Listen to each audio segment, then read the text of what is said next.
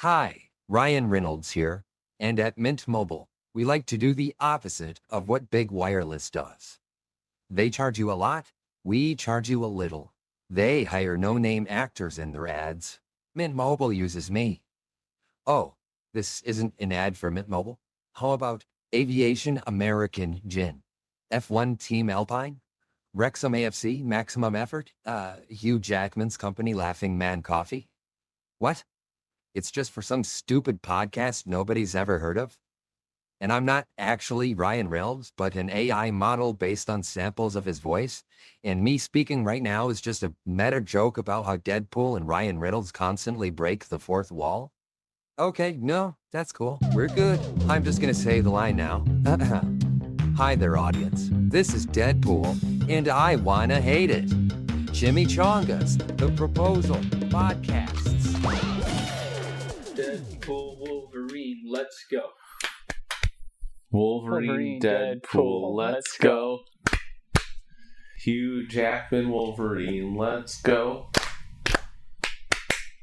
Alright, welcome to episode 19 of IWHI, a podcast with mostly unscripted riffing where a co-host and myself unfairly judge a movie before even watching it. Then we watch it, then review it to find out how right or wrong we were.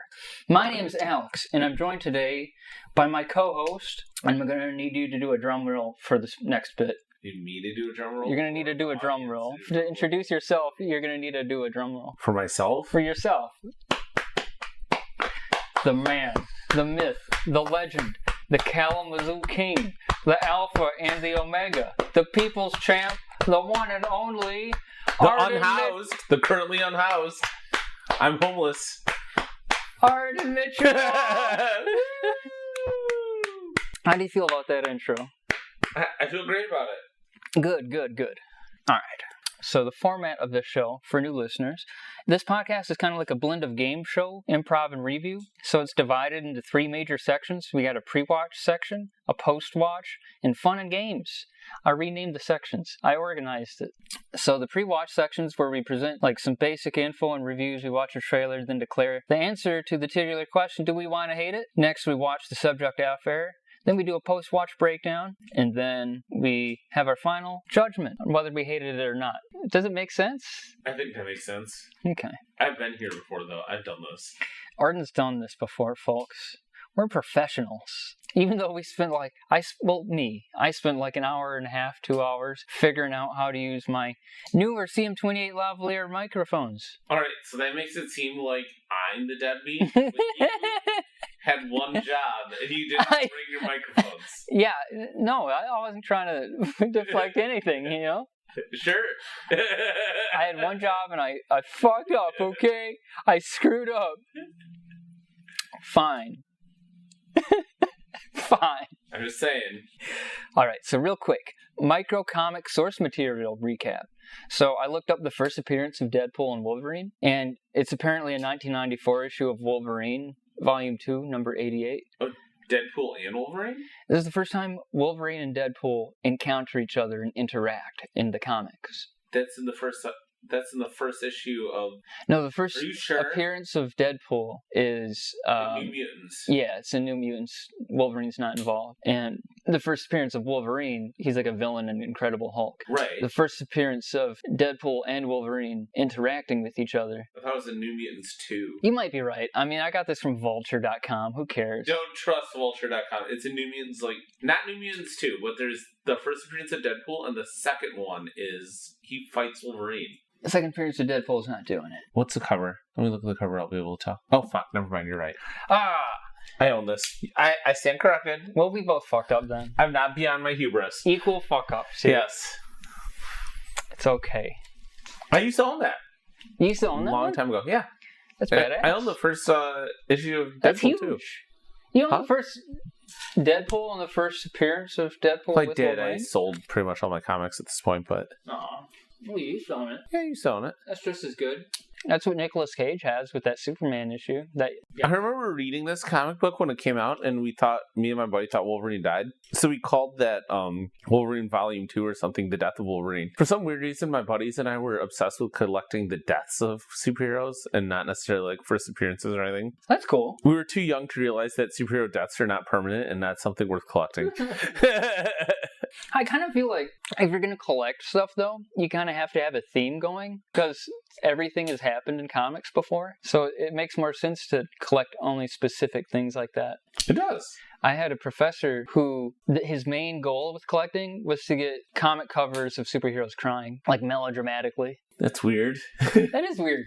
But it's a theme. That's weird. It is a theme. Yeah. So anyway, I did a quick little recap of this. The overall plot is basically that Deadpool wants to assassinate his ex-girlfriend Vanessa because he's jealous of her new boyfriend, Garrison Weapon X Kane, and Wolverine tries to stop him from doing that. Do you want to know more? No, is this not a spoiler? What? This is a spoiler for that comic. Oh, for the comic. Yeah. Oh, yeah, that's fine. So the most interesting plot point is apparently at this point Magneto has ripped out Wolverine's adamantium skeleton, and it causes healing factor to go into overdrive and burn out. So like his healing factor doesn't work now. Yes. So that's why Deadpool's able to kind of beat Wolverine because he stabs him and Wolverine's just stuck there like slowly healing. Also, Wolverine is not as healy as Deadpool. In general. Yeah. Yeah, makes sense. But yeah. So Wolverine does eventually get back. He heals up a bit. He puts on a kimono for some reason. He gets in a taxi cab, and then he goes to the theater, because apparently Deadpool's ex-girlfriend Vanessa and Kane are part of a theater troupe. So anyway. Excellent. Now outnumbered, because Wolverine arrives to stop Deadpool from killing these two, and outnumbered and outmatched, Wolverine back to full health, his healing factor's back, Cuckpool runs away. And that's comics, ladies and gentlemen. Nice. Boom. So, without further ado, how about we jump into our first segment and get this thing started? And what is that? I want to hate it, I want to love it, or is it cheesy? Well, some basic information, though. I gotta rename it. I gotta rename it to Basic Info, huh? Yeah, probably. Basic info. Alright, so what is it? This episode subject was going to be 2024's Fury Woka, a Mad Max-less saga rated D for DEI hire. Wow. Excuse me, my inner chud is talking. It's going to be Furiosa, rated R, with a runtime of 2 hours, 28 minutes. A film that was a box office disappointment, with at least 3 YouTube comments on the trailer saying, go woke, go broke. But damn. Instead, we opted to go with a less serious episode, and maybe a better counterpoint to our previous episode, which was 2023's The Flash. With this episode, 2024's Deadpool and Wolverine, let's go. Wolverine, let's go. I'm not gonna lie, I forgot that we watched The Flash, and my life has been pleasant up until then. Well, I'm sorry. God, that movie fucking sucked. Where The Flash marked the end of DC's failed Snyderverse cinematic universe with a wet thud.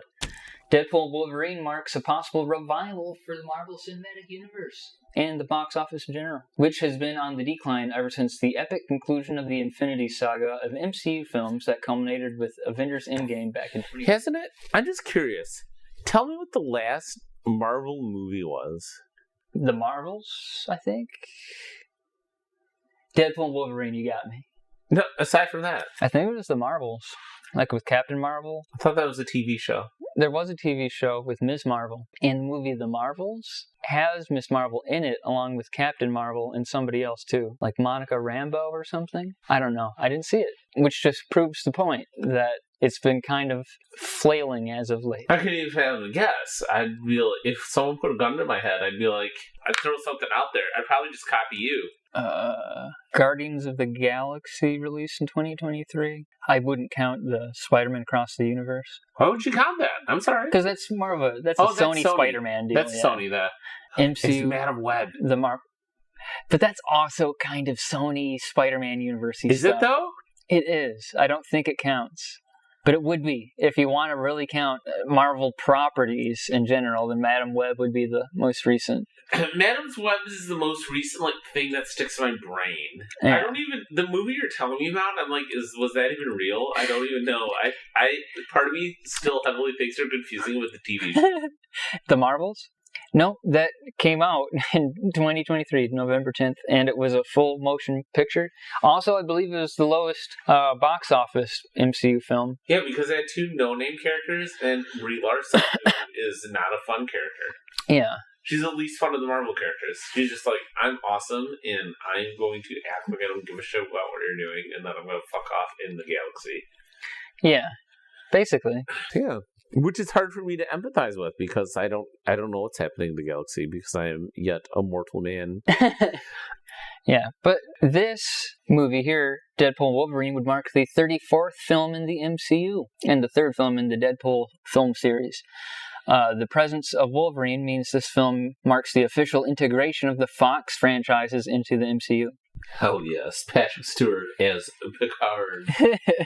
Ian Fleming is fucking James Bond in the James MCU. Bond in real life. It's also noteworthy for being the first MCU film with an R rating.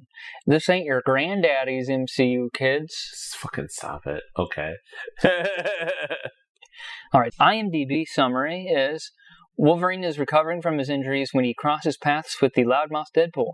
They team up to defeat a common enemy. It was directed by Sean Levy, written by Ryan Reynolds, Paul Wernick, Zeb Wells, Sean Levy, based on characters by Rob Liefeld and Fabian Nicieza. Mr. No Feet. If there's anybody who does not have a foot fetish in this world, it's fucking Rob Liefeld. That's a good point. He's the anti-Quentin Tarantino. Yeah. If he was into feet, he'd know how to fucking draw them. He does not. I'll never forget. Honestly, it was for Deadpool 1, remember? Yeah. You and I watched it at the Alamo Draft House, and the Alamo was amazing and had all these special, like, trailers but not trailers before the movie. Yeah, they have, like, special bonus feature kind of stuff. Honestly, it's kind of like bonus features.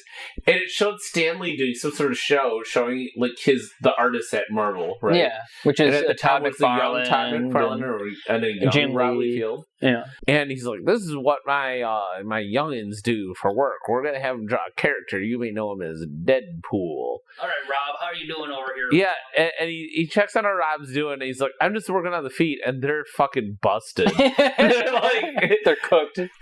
It's like when people get their legs cut off, but they still want to run the Olympics, and they get, like, stilts. Oh, God. It's like they're wearing... It's like that. It looks so bad.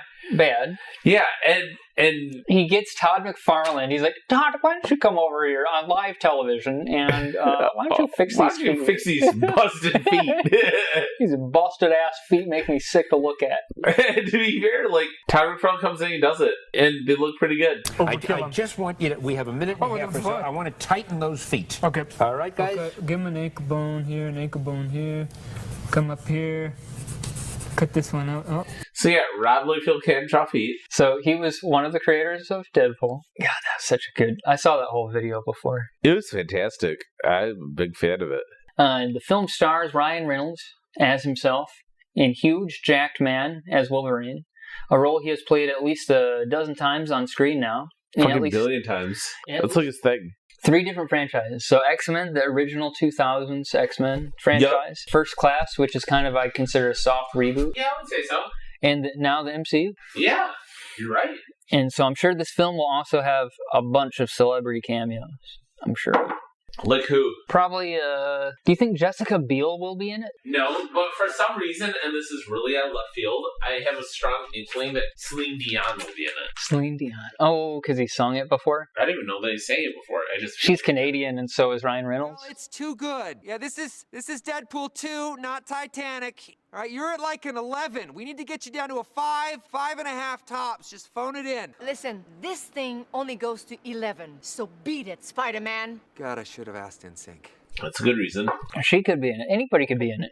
Because anybody probably will be in it. I'm pretty sure this is part of, like, the multiverse stuff. Deadpool kind of transcends the multiverse, for better or worse. In my opinion, worse. But literally, Celine Dion can be in it. Oh, he'll literally turn to the screen and be like, hey, everybody, look at this. It's multi-Emmy winning Celine Dion. She's going to sing to you. Pretend that you don't know that she's singing to you. Thanks, and wink at the camera. I can only hope. Hope he fights a chicken. On the edge of their seats, it's like he's talking at me.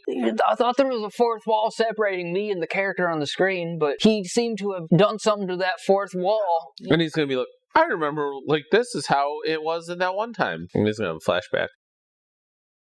Almost like Family Guy. Almost. So the taglines are, everyone deserves a happy ending and come together. What? Spelled C-U-M? The implications there. It can't be in a movie theater. You can't have C-Wib here. You can have Deadpool pointing a gun at his crotch, but you can't have it say C-Wim here. Or together. Come here. It says come here. Most people have been all around the marquee. I don't know why. Oh, hey, stop that. So this will be both of our watching this movie for the first time because it came out yesterday as of this recording. So you might be asking, since it came out yesterday, how did it do at the box office? So it's a little early to determine that, but they do estimate its budget at $200 million, and apparently somehow it's already exceeded $211 million. So, seems like it'll do okay. But aren't you supposed to add like a third of that for advertising? You are. You're supposed to like double it for advertising. Double it. And that also, by the way, includes Fandango announced that ticket pre-sales for the film were the best of 2024. The franchise is best, and the best for an R-rated film on the site. You know what? Shut it down. I need to vote with my dollars, and we're not watching this fucking movie. No, we're watching it. We're hate watching. We're part of the problem. We're hate watching, and this is... You don't know that I want to hate it. We'll get there, folks. Hold on. The bean counters. Let's try and hold off on the judgment, the prejudgment. All right. Arden might still like it, folks. Hold on. AMC Theaters announced that 200,000 people bought first-day tickets at AMC. The most sales for any R-rated film at the theater chain. Get the fuck out of town. Arden's collapsed on the floor. No, I want to love it. Let's leave the audience. It came to theaters for mass audiences yesterday. So the rating on IMDb is currently sitting at an 8.3 out of 10 with 58,000 reviews. Oh my god. Rotten Tomatoes currently gives it a 79% tomato meter, that's the critic score, and 97% audience score. Metacritic, usually the harshest, and that reflects in the current Metascore of 56, but user score of 8.2. So, in general, audiences seem to be liking it more than critics. Awards and nominations, considering, again, this is the day after it came out. According to IMDb, the film has already won 3 awards. Best Teaser, Summer 2024 Blockbuster Trailer, and Best of Show for the Golden Trailer Awards. It was runner-up for Most Anticipated Movie for the Astra Mid-Season Movie Awards. Boom. We're part of the problem when movies suck. We're gonna fucking pay to watch this movie, and the B cards will be like, wow, people loved it. And they're gonna just fucking make another. Like more, this is exactly what people want. And it's true, right? No, I'm going to hide my upsetness about Deadpool for just a little bit longer. Okay, how about we do some reviews? Yeah. Okay, so we'll start off with some reviews by professional film critics, beginning with positive reviews. Brian Lowry, for an outlet famous for their movie reviews, CNN, said that it showcased Marvel Studios' willingness to partake in self-deprecation and shows respect for superhero films of the 2000s. So that's what makes me think they'll probably have cameos. They will definitely have cameos. I wonder if we're going to get Wesley Snipes Blade, you know? We are going to get Wesley Snipes Blade. Oh God, I hope so. We absolutely are. Ross Bonaime for Collider wrote that this film finally allows the Deadpool character to live up to his full fourth wall breaking potential with his integration into the MCU, and praised Disney for allowing the characters to be expressed unhindered. Never should you praise a character. Like, oh, they're gonna live up to their like zany antics. It's not a Bugs Bunny cartoon. I don't want you to be like, wow, it's like he's talking at me the whole time. So, a little inside baseball, folks. Part of the reason we picked this movie over Furiosa is because me and Arden both, honestly, we want to love Furiosa. No point in trying to hate on it or anything, because we both want to like it. But this movie, Arden said Deadpool is like Family Guy to him. Holy fuck. Lois. Reminds me of that time we coming.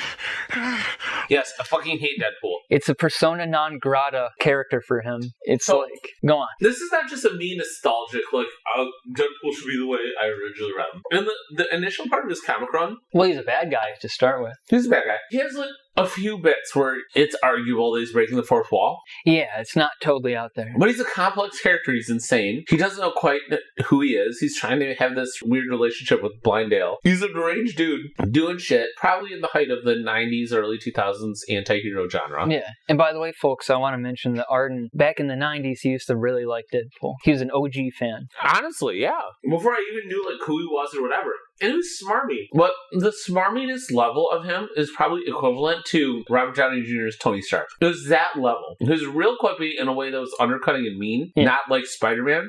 Well, I was just going to say, he's kind of like an edgier Spider-Man, where Spider-Man makes corny jokes while he's fighting bad guys. Deadpool would make a little bit more... Actually funny, but undercutting joke. Yeah, yeah. And, like, that was pretty cool. It was a fun character, and he had depth to him besides, like, he makes us ha-ha. He used to be a threat. Mm-hmm. But somewhere down the line, it was like, oh, he knows for sure he's in a comic book. And that's no longer an Easter egg. That's part of it. He knows that he is not real, and nothing going around him is real. Which is, honestly, when you think about it, destroys the stakes in any story that you're trying to read. When one of the characters knows that everyone's ink on a page. Especially when the others don't know that. Because it'll take, like, the smartest man alive, Reed Richards, and make him look like a fucking mouth-breathing idiot who eats sheet metal. He doesn't know. He doesn't know that he's not real. Deadpool's become this wildly zany character who is bordering on, I said Family Guy facetiously, but he's not quite Family Guy. He honestly is closer to Bugs Bunny. Like, he'll come out, he'll, like, step off panel and come back in this weird fucking costume, a la Bugs Bunny. I follow a subreddit called Who Would Win, sometimes for fun. Mm-hmm. Kind of the whole point of it is to compare characters from different universes, different franchises. Like, would John Wick win against Jack Reacher? That kind of stuff. And anytime a Toon character comes up, a character with what they call Toon Force. So, like, for example, Saitama or Popeye the Sailor Man or Bugs Bunny himself, they pit them against characters that are serious. The Toon character will win every time because they have, like, the rule of funny. Yeah. So you can't kill Bugs Bunny. He's kind of like an eldritch abomination. Like, you can blow his head off, and then his body will walk around, and then pull open a drawer, and his head will be in the drawer. You can't kill him. You can't beat a Toon character because they can warp reality. Yeah. Because it's funny. And that's what Deadpool has become. Not just in the cartoons or in the comic books, but also in the movie era. Which, like, here's the crazy thing about Deadpool. But honestly, one of the cool things about Ryan Reynolds. Honestly, the coolest thing about him. Mint Mobile? Mm-mm. You remember that magazine called Toy Fair? Oh, I loved it. Back in the 90s? I used to get it just for the Twisted Toy Fair Theater, which became eventually Robot Chicken. Yes. But it's pretty great. Yeah. So, like, I remember getting an old issue of Toy Fair when my house was being built. And I just flipped through it 24/7 because this is back when you like got a magazine, and that was the magazine you got for maybe the next 5 months. Kids these days don't understand. They don't know what magazines are. To them, it's just their TikToks. So I just read through it. And mind you, the mid-90s, superhero movies are not cool. No. You're sitting off of Tim Burton's Batman and Ryan Reynolds. And they were interviewing him. And he's like, you know who I really want to be? I want to be Deadpool. Deadpool's a cool character. I love him. I think my acting vibes with him. Yeah. That's just who I wish I could be. I think there's also, from the other direction, I think the writers of Deadpool made an issue where somebody said Deadpool looks like a cross between Ryan Reynolds and like a burnt toast or something. Yeah. Yeah, so I mean, I don't know. I always thought that was neat that here, when we were doing like the Adventures of Blank Man, here Ryan Reynolds, who's like, I want to be this obnoxious B-level superhero, so I want to do my acting career. And then he fucking does it. That's pretty cool. Yeah. That's about it, though. It's an extension of the coolness of Deadpool. Basically, Deadpool started off as a cool character in your eyes, but then they flanderized it. They made it too extreme with this one aspect of his character. Yeah, and everyone seems to love him so fucking much. I just can't get mine. He became popular for the stuff you hated, and now you don't like Deadpool. I don't want it to be good. And the movies make it even more Family Guy, where he like looks at the audience and is like, I wear red because I don't want my enemy to see them bleed. Let's hope my enemy is wearing their brown pants. He just jumps to their car and kills them. Chimichangas. Didn't you know any of that bullshit? No, I didn't. No, I fucking didn't. Well, that's Arden's deep, dark backstory. His tragic past. It's my supervillain backstory. It is. Yeah. But maybe I don't share those thoughts, audience. But somebody who does share those thoughts is a living embodiment of contradiction, Armand White. The following excerpt is from Video Game Donkey's YouTube video on game critics. This dude is the ultimate contrarian. Both of his parents were white. His name is Armand White.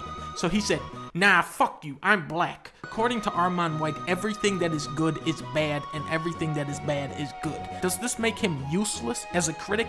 Not at all. When Armand White tells you that Man of Steel is the godfather of superhero films and calls it his movie of the year, then you as a viewer understand. Okay, so this is the worst movie yet created. Writing for conservative magazine The National Review. Laughing at Deadpool and Wolverine is the juvenile moviegoer's way of pretending to have fun, while ignoring that Marvel panders to them mercilessly.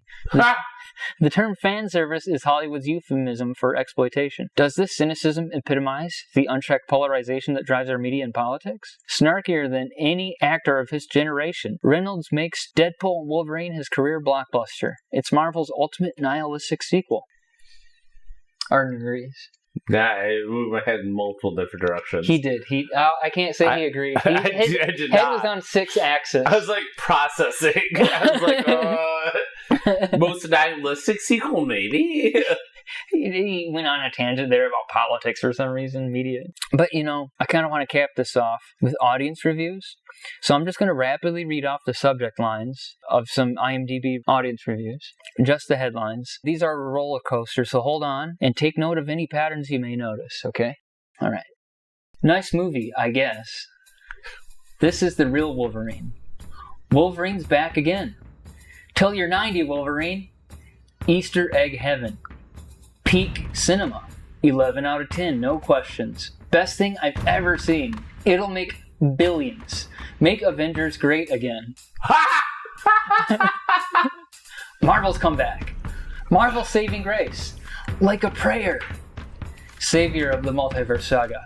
Honey Badger and Marvel Jesus, a different type of pulp fiction. The apology that MCU fans have been waiting for. The multiverse of madness I wanted but didn't get.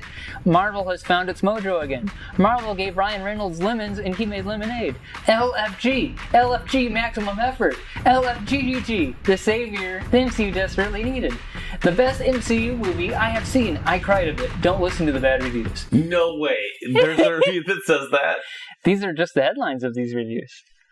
The subject line. Probably the funniest movie I have ever seen. Best MCU movie since Avengers Endgame. The best movie made by Marvel. Best Marvel movie. The best Marvel movie ever. Worst movie ever. Have we finally hit the low point of Marvel? No. This film will not save Disney's Marvel Universe. Critics are wrong. Forget the critics. A movie for fans, not the critics. An orgasmic experience. The MCU is saved. Behold your savior. I think Ryan Reynolds just saved the Marvel. Wait, sorry. I think Ryan Ryenolds just saved the Marvel. Marvel Jesus. Marvel Jesus. Ryan Ryenolds. Marvel Jesus. Jesus of Marvel. Marvel Jesus indeed. Marvel Jesus itself. Marvel Jesus laughter and nostalgia. Marvel Jesus is here to save us.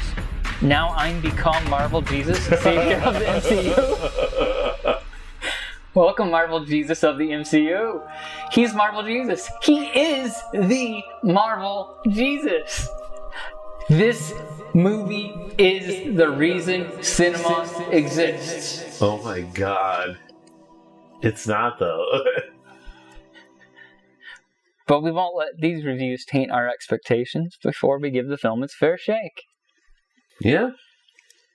Alright, so how about we watch the trailer and we'll see if Arden wants to love it. It could sway him, folks. Give me a fucking second. I've actually seen it, so I already know what I'm in store for. I know you've seen it. Everybody saw it. I still need to steel myself for it. Jesus Christ. Let's fucking watch this. Alright, teaser or official trailer? Whichever.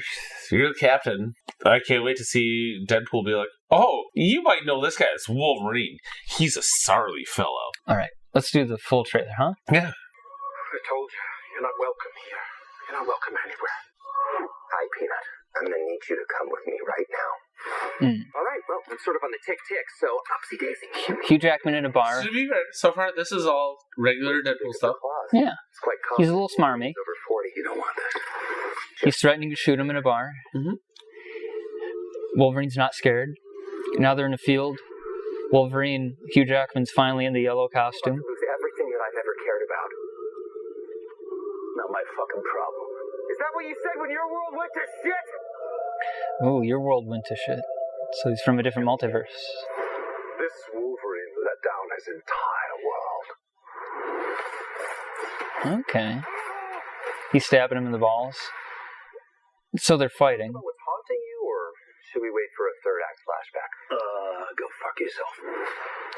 So, okay. Pause it. I think maybe Arden, possibly, the audience surrogate character for you is Hugh Jackman, who hates Deadpool and tries to stab him and shoot him and kill him all the time. So maybe there's something to like here, huh? I just don't want to be reduced to that. He used to be a good character. I don't want to be her anymore. Too much fucking shit on me. Too much fucking shit on me. I can't breathe. Go take that guy's tray over there. Carmine, can you hear me? Carmine. There's too much fucking shit on me. What? There's too much fucking shit on me. I can't breathe. Too much fucking shit on me. There's too much fucking shit on me, Loki. I can't breathe. Wow. It's too fucking hot in here, Loki. Baby, baby, baby, baby, baby, baby. Trust me, kid, I'm no hero. You were an X-Man. Madonna.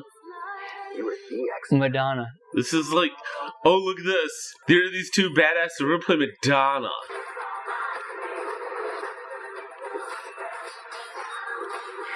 Fighting. Stabbing dudes. Marvel. Deadpool fighting Wolverine. Ant-Man. Don't forget, we had Tilda Swinton. Mad Max. LFG, let's fucking go. Let's fucking go. Wolverine said it, Hugh Jackman. LFG. The jumping in a portal. It's like a little prayer. When they do some cocaine, hey, cocaine is the one thing that IWHI said is off limits. What about when Meta joke. Marching band? They know all the slang terms. They have a list. Even snowboarding? Even disco dust. White girl interruption? Even force bump. Do you want to build a snowman? Yes! I can't. See, Arden laughed. He chuckled. Arden light monologue. That part was a light chuckle. I'm open-minded. I'm okay with loving it if I end up loving it. But I've always had problems with the Deadpool movies, that they're just pushing the line too much. It's not your Deadpool. It's not my Deadpool. It's a worse Deadpool. Yeah. It's an Adam Sandler lover's Deadpool. That is kind of accurate, actually. Yes. It is. Please, Billy, please, no gibberish tonight, please, I beg you. That's it, Billy, get the hell out of here! All right, folks. So we watched the trailer. Now it's finally time for our pre-watch rating. So we're finally going to declare it. We'll give it 3. A 3 out of 5 stars? Okay. A 2.5 out of 5 stars. Oh, man. I talked you down somehow. I made you think about it. Out of 10. Oh. Out of 5. A 2.5 out of 5 stars. So out of a scale of 100 somethings, what would you rate it? Well, this is perfect. I would give it 3.5 adamantiums out of 100. That is quite low. Holy moly. My standards are quite low. It's like Magneto just ripped it out of Wolverine's body. That's like a guy made of metal for the 100th time tried to attack the master of magnetism. And he was just finally fucking sick of it. It's like, you dumbass. Alright, fine, I'll show you why this is a bad idea. It ripped all the adamantium out of his body. And I will give it 44 out of 100 walls. Because get it, fourth wall. It's almost like it's a Deadpool joke. I know, it's like you're no better than him. But the real question is, do you want to love it? Do you want to hate it? Or do you think it'll be cheesy? I mean, obviously, I have limited time, so whenever I see a movie, especially at the theater, I want to love it. But I think here's the problem with Marvel movies. I think I'm going to walk out of there thinking it's a pretty mid movie. Okay. Just mid. Straight up mid. Arden wants to mid it. I want to mid it. I'm going to throw you a curveball. I want to hate it. Oh! Ooh. Does that bother you? No. Okay. I hope you hate it. Honestly, you'll see. I want to hate it, but I'm going to be... When you finally come around hating Deadpool, you'll see. He's an awful character. No cap, folks. No cap. There's no stakes. I like the first two Deadpools. The first one more than the second one. Same. I agree. It's low humor. It's Adam Sandler humor. It's Adam Sandler humor. He might as well sing in a high voice about spinning a rail. Like, he's... it's very bad. But I guess we're going to find out tomorrow, folks, when we watch Deadpool and Wolverine. Let's go. Deadpool, Let's go. Wolverine. Let's go. The matinee showing. $1 off. Let's go. $1 off. Can't wait. Good discount on Deadpool Wolverine. 34th MC movie. Let's go.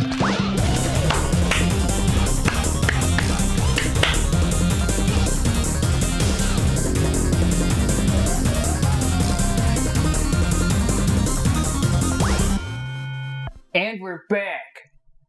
We watched Deadpool Wolverine. Let's go. On IMAX. Yeah, because if you want to get a seat to watch this movie, nowadays, since movie theaters have such limited seating, you have to see it in IMAX. Literally, the only regular seats I could find were up in the very front, off to the edge. And even I can't watch a movie like that, so had to get IMAX. I couldn't even tell the screen was bigger after I sat down for 35 seconds. It's just like sitting close to a normal screen. Yeah. So now it's time to give our post-watch analysis with our next segment, The Breakdown. We took no notes. Yeah, this is noteless. Since we did it in person at the movie theater. How often do you get to see a movie at the theater? A movie at the theater in person. All right, Arden. This is the breakdown. How did it begin? Oh, that's right. It actually begins with a pretty okay part. Logan. So this movie did a great job tying in, not the events of Logan, but it acknowledged that universe since they were dipping in from a lot of those characters. So it acknowledged that Logan is, by the way, is this like spoiler thing? We're going to talk about spoilers? Right up front. Okay. Sorry folks. This is spoiler warning the whole way through. So Logan is still dead and it just opens with him trying to revive Logan. And for a second you think he's going to. He's straight up like, that's not how healing factors work and we're just going to revive him. But then he doesn't, which was cool and integral to the story. Deadpool's digging. You think he's going to dig up Hugh Jackman Logan, but he just digs up bones. So I guess the Deadpool universe from Fox has been the Logan universe all the time? The whole time? The whole time. You can probably hear that. And you think they're not going to show it, and then they just have his whole fucking adamantium skeleton just out with like a little bit of skin wrapped on it still. And I think the first good joke of the movie, he says, how can we do this without being disrespectful to the serious tone of the movie Logan? And he says, you don't. If you've seen Loki, the Time Variance Authority, they're like the time police. Mm-hmm. And they come to basically arrest Deadpool for, I guess, desecrating Logan's bones. Because they all love it. Like, yeah. He's like a big hero. One of the cool things is at the TVA, it's a perfect vessel to show scenes of the other movies. So the intro, by the way, is a flash forward, just like all the Deadpool movies do. And then we do a flash back after the intro, where the TVA police come to like arrest Deadpool, and then we have the intro sequence to NSYNC Bye Bye Bye. Uh-huh. And he's just killing all of the TVA police who come to arrest him with the bones of Logan. It was a wonderful sequence. I actually liked the opening of the movie. After that sequence, like I said, do the flashback. So Deadpool, Wade Wilson, he's given up on being Deadpool, and now he just works at a store. Yeah, and he does it for like 3 years or whatever. Yeah, however long it's been since the last Deadpool movie, I think. Yeah. In universe. You find out his fiance left him because he didn't want to do anything. Yeah. He auditioned to be an adventure. Yeah. And it didn't work. With Happy Hogan, that was a whole big thing. Yeah. So that kind of sets up Deadpool's motivation in this movie, is he wants to matter. Like, that's his big thing. Yeah, he just wants to be a real hero and not just be a guy who is always doing stuff for himself. Even if it's... Because, I mean, in the second movie, he is a little bit self-sacrificial, but it's not for the sake of saving his wife. It's because he wants his wife to be around. Yeah. It's from a selfish perspective. And it's low stakes perspective. And it's like he wants to be part of a team. So he wanted to be part of the X-Men. In this movie, he failed to be part of the Avengers. And Happy Hogan tells him it's because, like, you want to be an Avenger to impress your girlfriend. His character arc is he wants to be an actual hero, not for selfish personal reasons. To be fair, I never got the sense that all the Avengers were doing it because it's a quote-unquote calling. In fact, some of them are unwillingly put in it, including Tony Stark in the beginning. So it just shows that even this thing like the Avengers gets bloated after a while. Not in terms of movies, but like it's this organization now that is not this ragtag team of heroes to like get a job done. Now it has like an ideal and symbolism, and it's a thing you apparently can apply for. I always got the impression that Nick Fury was kind of making a Suicide Squad. And then, he Don't ever take that with...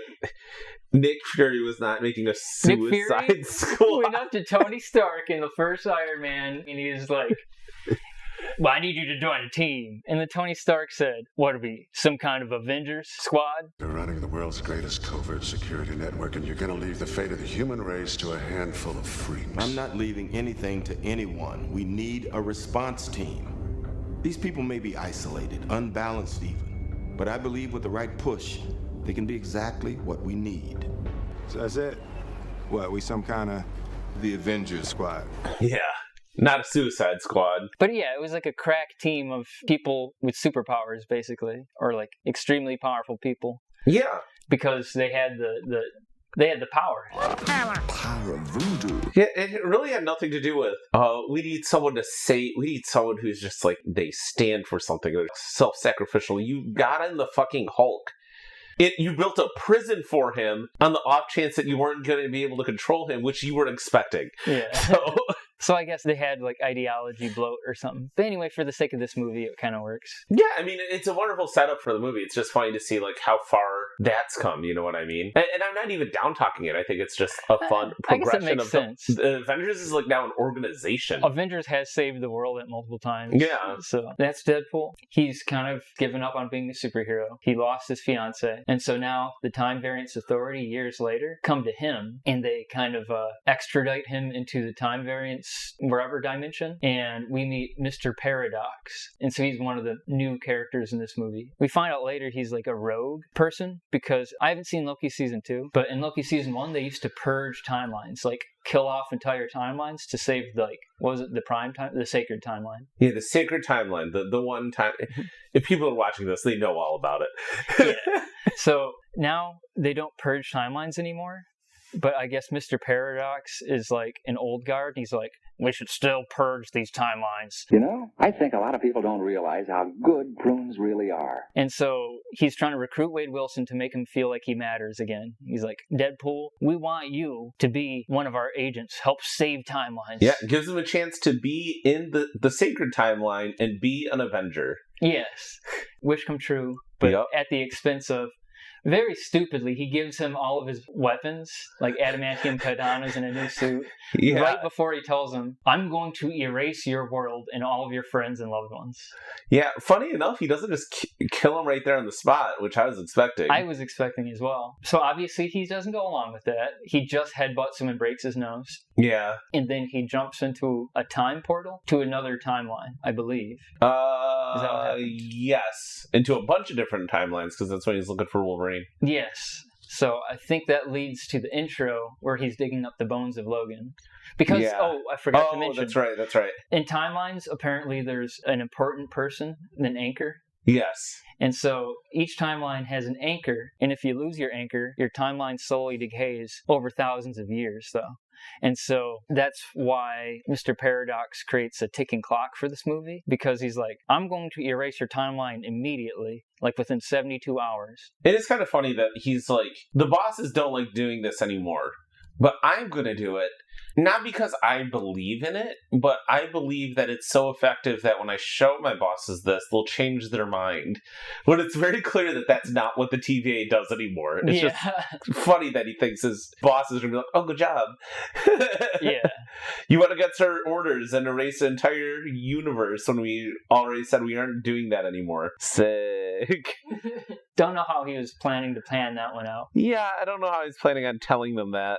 But I guess it effectively makes a ticking clock. So. It does. It is good. It is a good ticking clock. So that's the setup for the stakes of the movie, basically, is Deadpool's home universe, his friends, they're going to die if he doesn't save them by bringing another Wolverine back. So we have a little montage of him finding other Wolverines. How does that go? Oh, I thought it was hilarious. It was pretty good. Like, the first Wolverine you see, it's a huge build-up, and, like, I don't know if you know this, Alex, but originally, Wolverine, he wasn't a mutant person. He was a mutant Wolverine. Oh. Okay, I thought you were going to say the thing about his height. I didn't realize he wasn't a human. Which was why he was so short. Oh, man. I thought he was just short because, Wolverines are little, they're small, but they're aggressive. No. I mean, yes, but also that. Wow. Yeah. So he was also really short. Yeah. They had just a funny scene where you can't tell because of the way the camera angles are working. Right. You see him at a bar and he's all gruff and tough, looking like Wolverine. Yeah, and then he jumps off the bar and he's like 3'5". Yeah. It's worth seeing this movie to see a 3'5" Hugh Jackman. It's pretty good. Too bad they didn't stick with that Wolverine. Oh, that would have been the best. But then he jumps to some other ones. I'm sure they're all from the comics. There's one where he's like kind of crucified on a big X. And then there's one where he's in some post-apocalypse future where he's missing a hand, and several Wolverines. Yeah, one where he's wearing an eye patch and he's at this casino room or something. Yeah. But then eventually he gets to a Wolverine that looks like the Wolverine we know. Standard Hugh Jackman Wolverine, but he's like on the down and outs in a bar, like alcoholic, like KMS? Like what? Kill myself. Oh. Yeah, he's pretty down. More so than the other Logans. Like he's doesn't want anything to do with anybody, and apparently people know him and are like, you need to leave.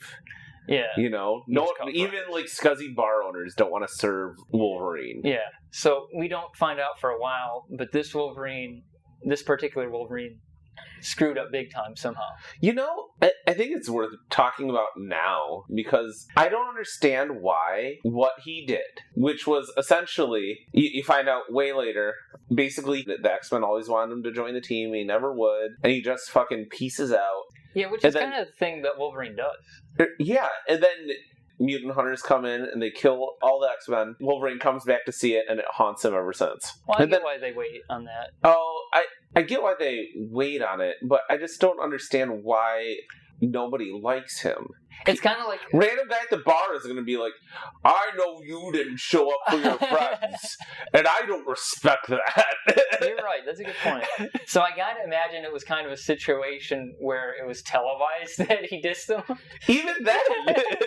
Like, public rejections of proposals and how embarrassing that is. Like, you go on the Super Bowl and you propose to your wife and she turns you down, or your fiance. It's like that. It must have been like that. They have it on YouTube with like the prices right. As he like goes in and sees everyone dead. Because obviously there's enough hatred for mutants that you could have mutant hunters like feel emblazoned enough to go out and do this. But also I remember there was a scene where he says that he reacted poorly. He just started killing a lot of people. Yeah, and I think that's the... But that leads me to think, like, how many? Yeah. If it's that televised, where it's like, Logan goes out and kills people, but the bartender will still, like, allow him to be at the bar. Yeah. And he doesn't feel wanted enough to not just, to be able to just sit at the bar. I feel like you kill 100 people publicly. You're arrested. You can't sit at the bar. Yeah. Even if you're Logan, right? Like, cops are going to come and there might be other superheroes He'd or whatever. probably be on the run like he is in Logan. Yeah, he'd be on the run like he is in Logan. He doesn't just sit at bars. Maybe he killed everybody. Maybe there's just no one left to arrest him because he killed them all. Other than that bartender and the few people at the bar? I mean, positions of authority. Maybe he went up and killed everybody up to including the president, and then the president of every country, and then...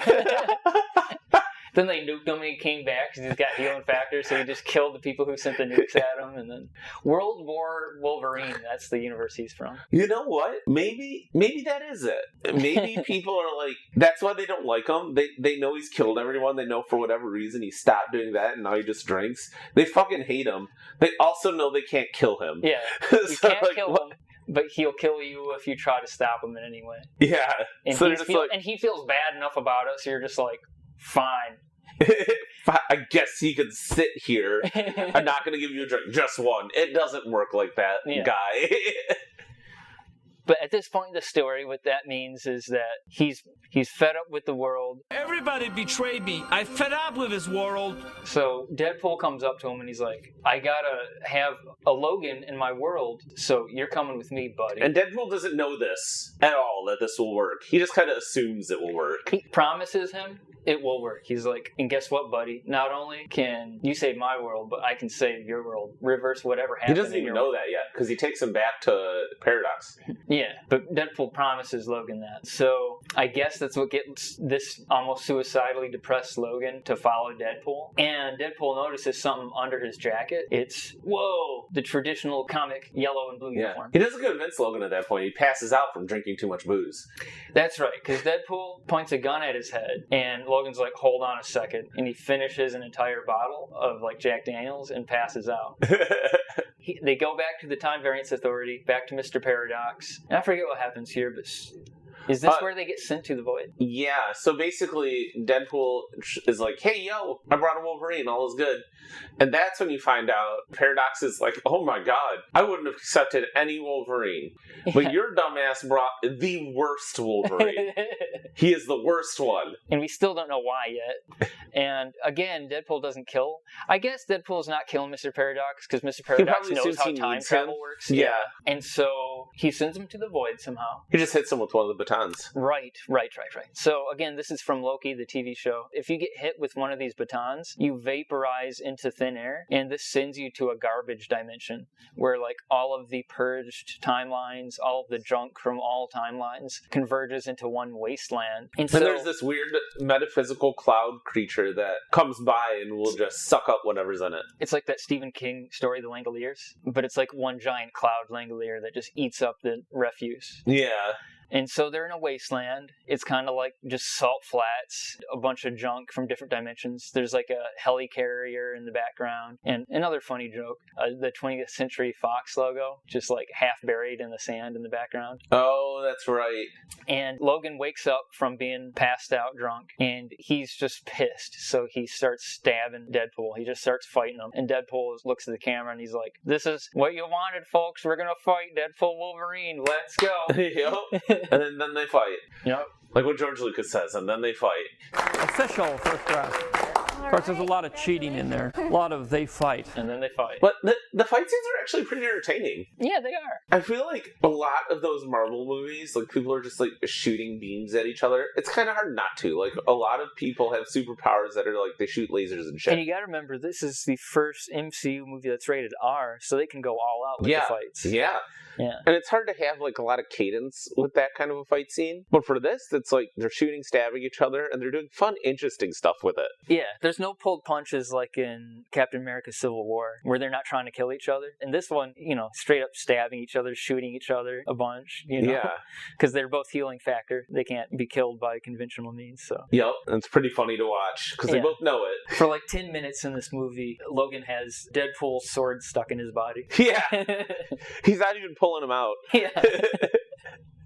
So I forget how they end the fight scene, but I think somebody else interrupts them. I think so. And it's Chris Evans. Oh man, Deadpool's geeking out. You know, oh my god, it's Captain America. He's going to say the thing. He's going to say Suicide Squad. Assemble. But then flame on. He says flame on. And he turns into the Human Torch. Human Torch. So if you don't know, audience, back in the 2000s, before the MCU and stuff, there was 2 movies owned by Fox, the Fantastic Four, and Chris Evans, before he was Captain America, played Johnny Storm, along with Jessica Alba and stuff. But this is that Johnny Storm, because guess what? There's a lot of Fox properties in this movie. A lot of them. Fox superhero stuff. Honestly, this is kind of a node to the Fox. I hate saying universe, because it wasn't. There was like Daredevil, there was like Fantastic Four. They didn't interact with each other. X-Men. Let's not forget X-Men. X-Men, of course. Yeah. I mean, that was really the start of this whole thing. All superhero movies. Like, X-Men kind of said, it's okay to do this. And X-Men was kind of like, okay, we're not going to do the Batman 89 thing where it's campy and goofy. We're going to make superheroes serious. And that's why they didn't have the yellow suit. That's why it was like all black leather, cool 90s Matrix,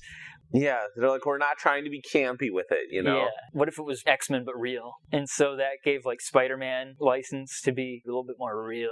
Yeah. Yeah. And of course, X-Men 1 from 2000 had Hugh Jackman. Yeah, which, by the way, my brain just thought Hugh Jackman always looked like how he does now. And he looks like a child in that first X-Men. Cutting forward the credits of this movie, you'd expect, like, mid-credits, bloopers, or whatever, something relevant to this movie. No. It shows basically an ode to the Fox properties. And it's like behind the scenes. To Green Day's Good Riddance. Yeah. It showed Hugh Jackman, and he looks like a baby in that first X-Men. He does. He looks like he's 19. Honestly, I wouldn't have cast him as Wolverine. He doesn't look like Wolverine. He looks like a child with cartoonishly grown-out mutton chops. Yeah. This Wolverine is grizzled, this one in the modern day. Oh, yeah. Deadpool and Wolverine are stabbing each other in some garbage dimension. And all of a sudden, a Mad Max caravan comes up with some familiar faces. Yeah, with supervillains driving it. So at first I was thinking like, oh, it's just people, but then you see it's like Sabretooth and the Toad Triple X Sabretooth. Pyro. Triple H, not Van Diesel. X-Men villains from the original trilogy. And they fight. Yeah. I believe they fight. Oh! Yeah, Sabretooth comes out, and Wolverine and Sabretooth are going to fight, and Wolverine just instantly lobs his head off. It's the most anticlimactic thing in the movie. It's pretty great. Honestly, I didn't give a shit about Sabretooth. I never did either. I know they have a huge comic rivalry. Basically, Sabretooth's like, "Rawr!" And they do kind of a samurai thing where they both lunge at each other. Sabretooth stands still for a second, his head falls off. And then Deadpool desecrates his... Yeah. And we were going to watch Furiosa. We did get a little bit Mad Max in this movie. We did! Deadpool holds up Sabretooth's head and he's like... I have Furiosa's head! Yeah. But then somehow, I forget, the tables get turned on them and they get captured? Yeah, so Toad turns on like a big magnet thing and it sucks Wolverine into it. And it happens to hit Deadpool as well, so they're like both trapped, and then it sucks another huge metal thing into them and knocks them out. I believe it's a giant metal leg from a sentinel, yeah. And so it knocks them out. They wake up and they're in some kind of metal cage sphere along with Johnny Storm. Yeah. Johnny Storm's like talking shit about their boss. This Mad Max gang, they have a boss in the void, and it turns out to be Cassandra Nova. Who I didn't know anything about, by the way. I don't know anything either. She's a bald chick who looks kind of like Tilda Swinton. Yeah, when I saw trailers for this, I thought it was Tilda Swinton. But it's not. It's apparently Charles Xavier's sister. Yeah, like unknown twin. So we get to this Mad Max gang hideout, and it's a dead giant man who's Ant-Man when he turns big. Yeah. But it's dead, so it's like a giant skull. And the gates are his hands. Yeah. It's kind of good. It's pretty hilarious, actually. Yeah. Ryan Reynolds makes a joke. He's like, Paul Rudd finally aged, I see. Oh, yeah. Because it's a skeleton. So, yeah, we go in here and we meet Cassandra Nova, and she's a scary villain. She's the main villain of this movie. They do a good job of, like, making her seem, I guess, powerful. They do a good job because, like, the whole time, Deadpool's trying to gauge how powerful Cassandra Nova is. So he's like, Johnny Storm, you didn't have to say all these mean things about Cassandra Nova. And he starts saying like, yeah, you said you were gonna like...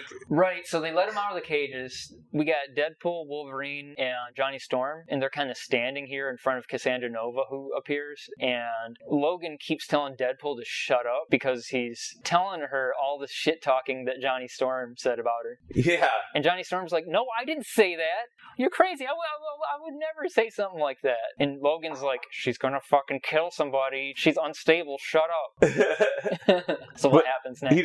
He keeps telling her that, and then she looks at Johnny Storm, and she just sucks all of his skin off his body in like a quarter of a second.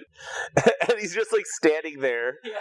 Like he blinks a couple of times. It's just like skinless. Meat and organ, skinless body. Yeah. And then he just like collapses into the ground. Just meat and bones. Yeah, he just turns into meat and bones. And Logan is like, you got that poor boy killed. Yeah. He's referring to Chris Evans, who is like a 50-year-old man. Deadpool even comments on it. He's like, he looks like 50. Yeah. To be honest, he does look young for his age. Just like all these guys do. Yeah, it's true. And I guess it would make sense that Logan would consider him still a boy because... He's 200 years old. He's 200 years old. Yeah. So that happens. I guess that establishes how scary Cassandra Nova is, because she's not a telepath like Charles Xavier is. She's got like telekinesis, so she can just manipulate things, matter and stuff. Yeah, and she's insanely powerful with it. Right. Not like Jean Grey, you know? Right. She's like totally, well, I guess I would say evil Jean Grey, but that's Phoenix. That's Phoenix. That's not even Jean Grey. So she can do telekinesis, but she can also do telepathy. She just has to stick her hands in your head. Yeah, it doesn't weird. kill you. But... She can make her hands like literally go into your head, but it just like phases through your head. I thought it was a cool effect. It is a cool effect, yeah. And it matches like the sinister nature of her as well. Yeah, because she's like invasive. Yeah. And so she does that. She goes into Deadpool's brain and sees his tragic backstory, what he wants. She sees like a fateful meeting between him and Vanessa, his fiance, and she even makes the fiance say, "You don't fucking matter." Yeah. It's like, "You're a loser, you suck, Deadpool." And then she pulls her hands out of his head and he's like, "That was mean, you're mean." Yeah. She didn't say that. She's like, "No, but she thought it. You knew she thought it." He does. He's basically just like, "You're mean." She is mean. I thought she was a cool villain. Like, there's some villains, and the MCU either has like bad villains, like Ronan. Yeah, he's a nothing villain. Yeah, or even Jeff Bridges. Like, who? Jeff Bridges, from first Iron Man. Oh, yeah. Like, he has one cool scene where he's dripping with flavor, but the rest of the time he's kind of boring. Well, a lot of their villains are boring, but there's some that just live in the fun campiness of being evil. I'm thinking of, like, when Cate Blanchett had to be Hela. Yeah. It's a similar thing. Well, I guess Loki from the first Avengers is a good example. Loki's also a you good want example. somebody who chews up the scenery. Like, that's why actors like playing villains, because they get to just go wild, you know? Yup. Cassandra Nova kind of gets to do that. Like, she's wildly evil, and she loves it. Yeah, she loves it. She says she's like the only person that loves being in the void because she can just go nuts and kill people willy-nilly and do her powers to the utmost. Yep. I forget, because they don't leave the void here. And this actually surprised me that so much of the movie takes place in this void dimension. That surprised me too. Yeah. Like, a good chunk of it. Like, the majority. 80% of the movie is in the void. Like, the middle of this movie is in this void world. More than. It's like you have the first 10% and the last 10%, and the rest of it's void. Yeah. And we cut back to they escape somehow. Wolverine kicks like a Sentinel's leg. Right. They get to that Sentinel's leg that knocked him out earlier. And cartoonishly kicks open a rocket. Deadpool jumps on and they fly to like a part of the void that's not desert, but it's like kind of happy cornfields. Because I guess the void has different biomes. Yeah. And here's where we meet Dogpool and Nicepool. Oh my god. That dog is heinous. Is it a real dog? Did they put makeup on a dog? Like, it's just a hideous pug with a long tongue. Yeah. Wearing a Deadpool costume. Deadpool loves it, sight unseen. It's like, he thinks it's the coolest thing, and then Nicepool comes out, and it's actually Nicepool's dog. Yeah, and Nicepool also absolutely loves this dog. It's like all the Deadpools like it. Deadpool immediately doesn't like Nicepool because Nicepool owns the dog, and and he wants to own it. Yeah, Deadpool Prime wants the dog, so that's the only reason he doesn't like Nicepool. Yeah. And the other reason he doesn't like Nicepool is because Nicepool is Ryan Reynolds without his avocado face. Yes. Asks him, like, "Why don't you wear a mask, Nicepool?" And Nicepool points at his own face, and he's like, "Come on, guys." Basically saying, like, "I'm handsome. My face isn't ugly like yours." I don't know if you noticed this, but Photoshop his junk too. Yeah, his like a gigantic dog. Yeah, like his package, his bulge. Yeah, and he's like irritatingly nice to Deadpool, I guess. Yes. Yeah, but Nicepool is like, he's got not a man bun, but he's got like long hair. He's like, really long hair and an earring. Yeah. And so he's kind of like at serenity. He's at peace with the world kind of guy. Yeah. But anyway, since he's nice, he helps them out and he gets them to a Honda Odyssey in the middle of a cornfield. Oh man. And they shit talk the Honda Odyssey, and then they drive it through the cornfield almost like it's a advertisement or product placement for the Honda Odyssey, but it isn't because they don't sell the bloody thing anymore. And it's like an old beater one, and Deadpool makes fun of it. It's a joke in and of itself. Yeah. At that point, Wolverine finds out that Deadpool is lying. Yeah, he lets slip that we can probably save your world or something. Before he said try. He can certainly. And so this is another falling out that they have. They had a jagged alliance before where he's like, "Fine, I'll help you to save my world. But then Deadpool says, I wasn't lying, but I was making an educated wish. An educated wish, yeah. And Logan's like, a wish. A wish. You strung me along for a fucking guess. They get mad at each other. They do get mad. And we get another fight scene, a more fun fight scene, where they literally are fighting inside a Honda Odyssey. Deadpool himself, like, at this point, I guess he's pissed that Wolverine is pissed because Deadpool still wants to save his friends in his universe. Well, Wolverine says a lot of mean things to him. He does say that a lot are of mean true and probably suck for him to hear. And he's like, I'm going to fight you now. Yeah. He basically is like, you're a loser, you're a failure, you suck. And you couldn't even get into the X-Men and they take anybody. Yeah, for a change, Deadpool is quiet. And I actually feel bad for him. I'm like, damn, that is harsh, Wolverine. You are brutal. He is. He lays into Deadpool, and it is a very brutal. And Deadpool actually starts the fight. And so they do. Like you said, it's a very fun fight scene. It is one of the more fun fight scenes I've seen. And because, again, they get to play with both of these characters at the healing factor. Yeah. So they can stab each other, do grotesque things, and it's still fine. Stabbing, shooting. And the car from the inside is getting annihilated. Yeah. But still kind of standing and is drivable. Yeah. Deadpool's like, I take back everything I said about this car. This car fucks. Yeah. This car fucks hard. Yeah. And I guess there's an analogy here. I've heard before or read before somewhere that buddy movies are romance movies, but it's a platonic romance. You know, it's movies about relationships. Sure. So like Die Hard with a Vengeance, Lethal Weapon. Right. Oh man, this is a buddy cop movie. It is a buddy cop movie. They're just not cops. Yeah. The analogy here is kind of like they banged all night because we fade. They're stabbing and shooting each other and stuff, but it kind of fades to dark. We see the coexist sticker from Nightpool's car covered in blood. Yeah. And the color grading changes to night, so it's night now, and they're both passed out, like stabbed, blood everywhere. Yeah. Deadpool's tied up with seatbelts. Yeah. And then someone goes in and rescues them. Yeah, and who is that? It's X-23. Oh, right. So now we meet a new cast of characters. So again, we're still in the Void dimension, and we find out that there's some like rebellion against Cassandra Nova, and it's basically 20th Century Fox superheroes. So X-23, of course, who buried Logan, you know, she's, I believe, the clone of his DNA. Yup. She introduces him. Remy LeBeau. Oh my god. Channing Tatum plays Gambit. Channing Tatum. And it is hilarious. His accent goes hard by you. It's hard by you. It's not even a good by you. No. And Deadpool points out, like, sweetie, who's your accent coach? Yeah, you know? Is it a minion? Yeah. Good actual joke. Funny. Oh, yeah. He's like, mon chéri. Yeah, mon chéri. He also looks stupid because he's in the traditional Gambit It's the uniform. comic accurate uniform. Yeah. With the head thing. But he's Channing Tatum, so he's huge. He's massive. His face can't fit in this tights. Yeah. Yeah, his face looks like it's popping out. Yeah. But he's got the cards thing. You know, he's like, my cards go boom. Yeah. And he also, like, he fights. It's funny, I was thinking this as I was watching the movie, and as they were doing a fight scene, I just thought in my head, like, I bet if he can charge in organic matter, what's stopping him from just, like, touching someone's clothing and having them explode? And then he does that. Yeah.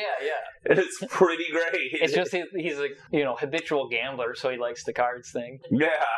So he's introduced. And do you know the story behind Channing Tatum being Gambit, by the way? No. So I believe that when they did X-Men Origins Wolverine, which, as we know, turned out to just be the one movie, they were planning to do multiple movies. They're going to do a Magneto one, and I believe there were talks, like Channing Tatum for years wanted to be Gambit in a solo movie, and that obviously never happened because the Origins movies went the way of Sub-Zero mythologies. Yes, they were bad. There was just one, and it was the most popular X-Men, Wolverine.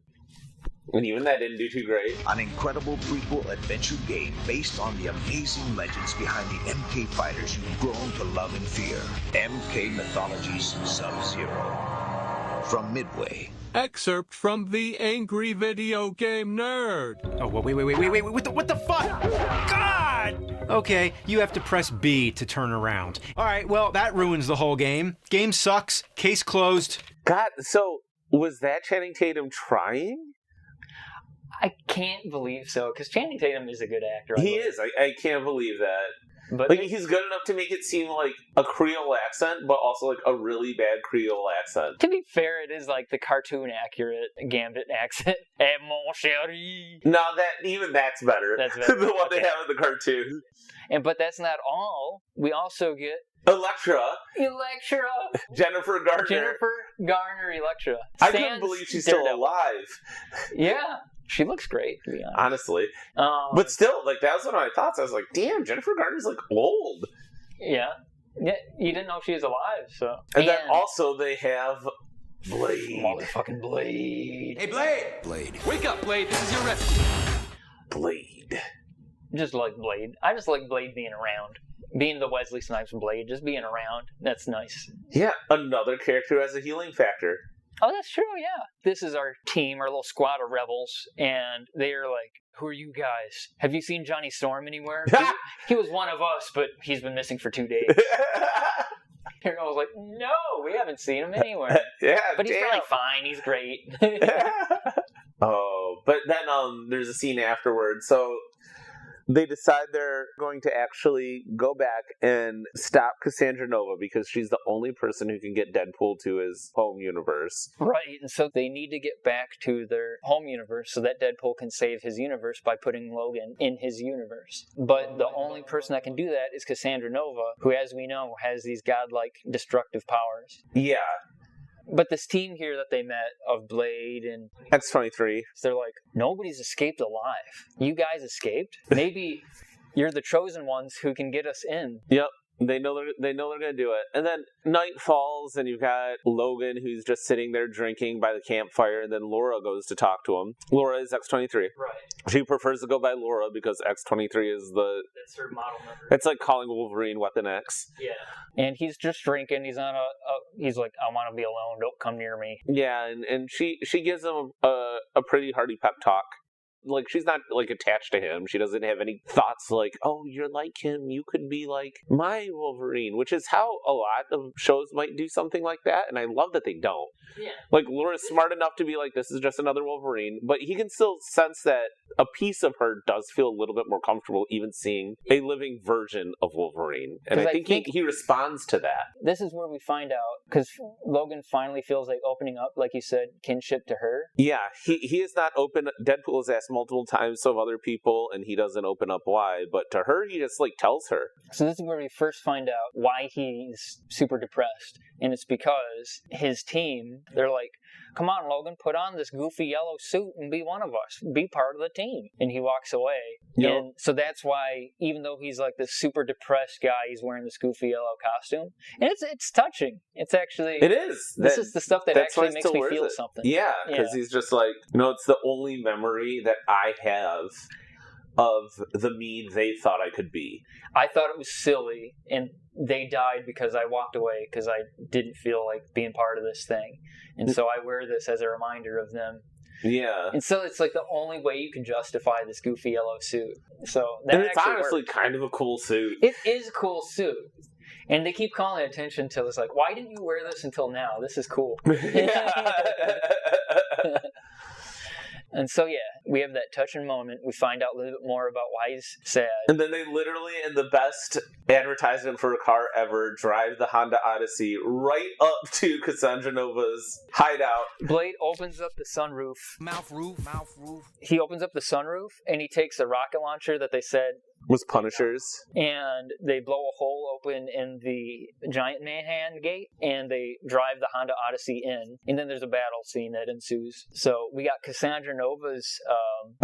the plan. So they didn't just go in there thinking they're going to murk Cassandra Nova. Deadpool knows of Magneto, and he's like, can we get Magneto's helmet? And Cassandra Nova apparently somehow killed Magneto and melted the helmet. Right. So the only one helmet that can stop mind powers... is Juggernaut's. Right. And Juggernaut is there. They already saw that Juggernaut was there when they initially was there. He's working for Cassandra Nova. Yeah. But they know inside that same facility is the very weapon they could use against her. Yeah.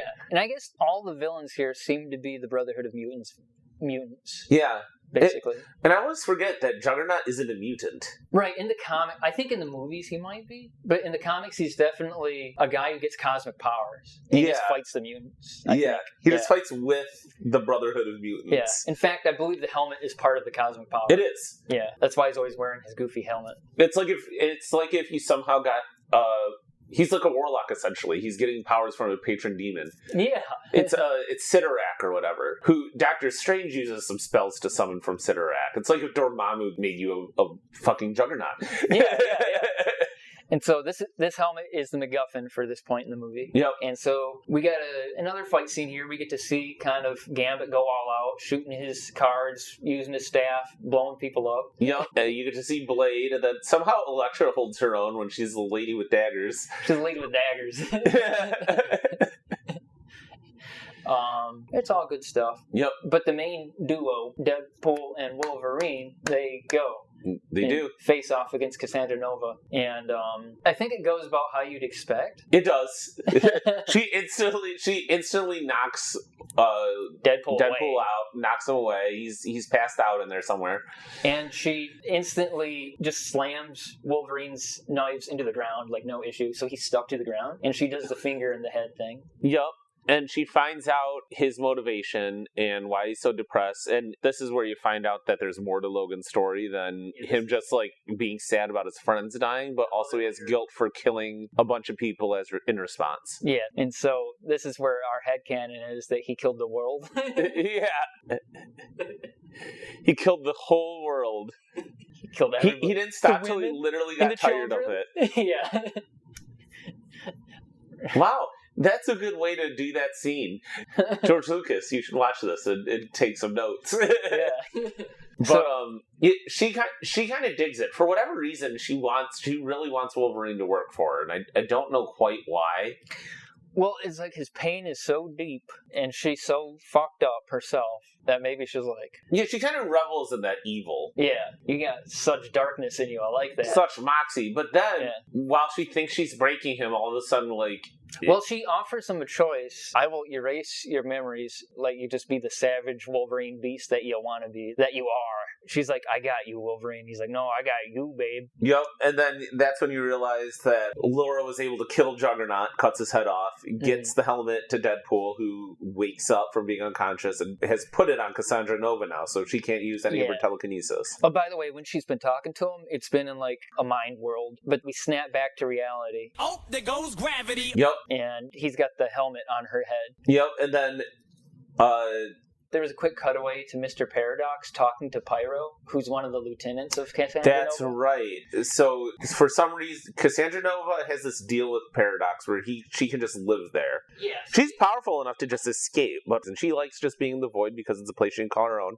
Yeah. And she can use her powers with whatever reckless abandon, and no one can really say anything about it because she's the most powerful being there. Yeah, she's like a god in this dimension. Yep, whereas if she were doing that in, like, out and about in New York on the Sacred Timeline or whatever, I mean, there's beings that could contest her. I mean... Yeah, I guess she likes the Void because variants from all different dimensions, all the dimensions come here. So she gets to, like, kill all kinds of heroes, all kinds of versions of people. Everything ends up here. Yeah, but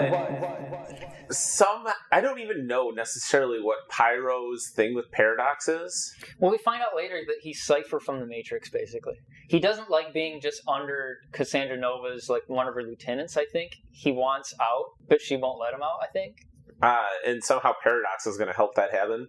Yeah. It's quite clear that Paradox is terrified of her as well. Yeah. Anyways, the helmet's on her, and Deadpool's like, I'm going to kill her. And not only that, Pyro, her lieutenant, comes in and just pops her a few times in the chest with a gun. Yeah, so she's like dying actively. She can heal herself with her powers, but her powers are suppressed by the helmet. She says, you idiots, I can't do that unless you take the helmet off. But the second I take your helmet off, I'm going to kill you. I'm going to boil your brains. Yeah. And Deadpool's like, fuck it, we'll just kill her then. We'll save your life by letting the helmet off. If you just, all we want is good, our home dimension, that's it. Like, and she's still like, I'm just going to kill you. I'm going to kill you the second you take this helmet off. And he's like, why are you like this? Yeah, she's like, I don't know, I've always been this way. Which again, like having a character that just gets to revel in being evil. Yes. Yes. She's dying, and she's still like, I'll do it. I'll still kill you. I don't care if I die. Yeah. And he's like, I can snap your head off right here. And she's like, do it. I'm crazy. Yeah. So, yeah, like you were going to say, Wolverine says, no, take it off, do it. Yep. This is actually another touching moment because Cassandra Nova is Charles Xavier's sister. She saw into Logan's mind and she knows how close of a relationship Wolverine has with Charles Xavier. And Wolverine's like, every bone in my body wants to kill you, Cassandra Nova, but I know that's not what Charles would want. Yeah, and if Charles knew you existed and knew you were here, he would tear open the universe to find you and get you. Yeah. And she believes it because now she's seen him in his brain. And I guess her cold heart is actually warmed enough. Oh, and by the way, you find out that this is actually the first Wolverine that Cassandra Nova has ever encountered. She's always wanted to. Oh. She never has. And I guess the way Wolverine sees Charles is different than every other X-Men character that she's encountered because... Yeah. She's still killing. Yeah. And he was able to get through to her for a second. Yeah.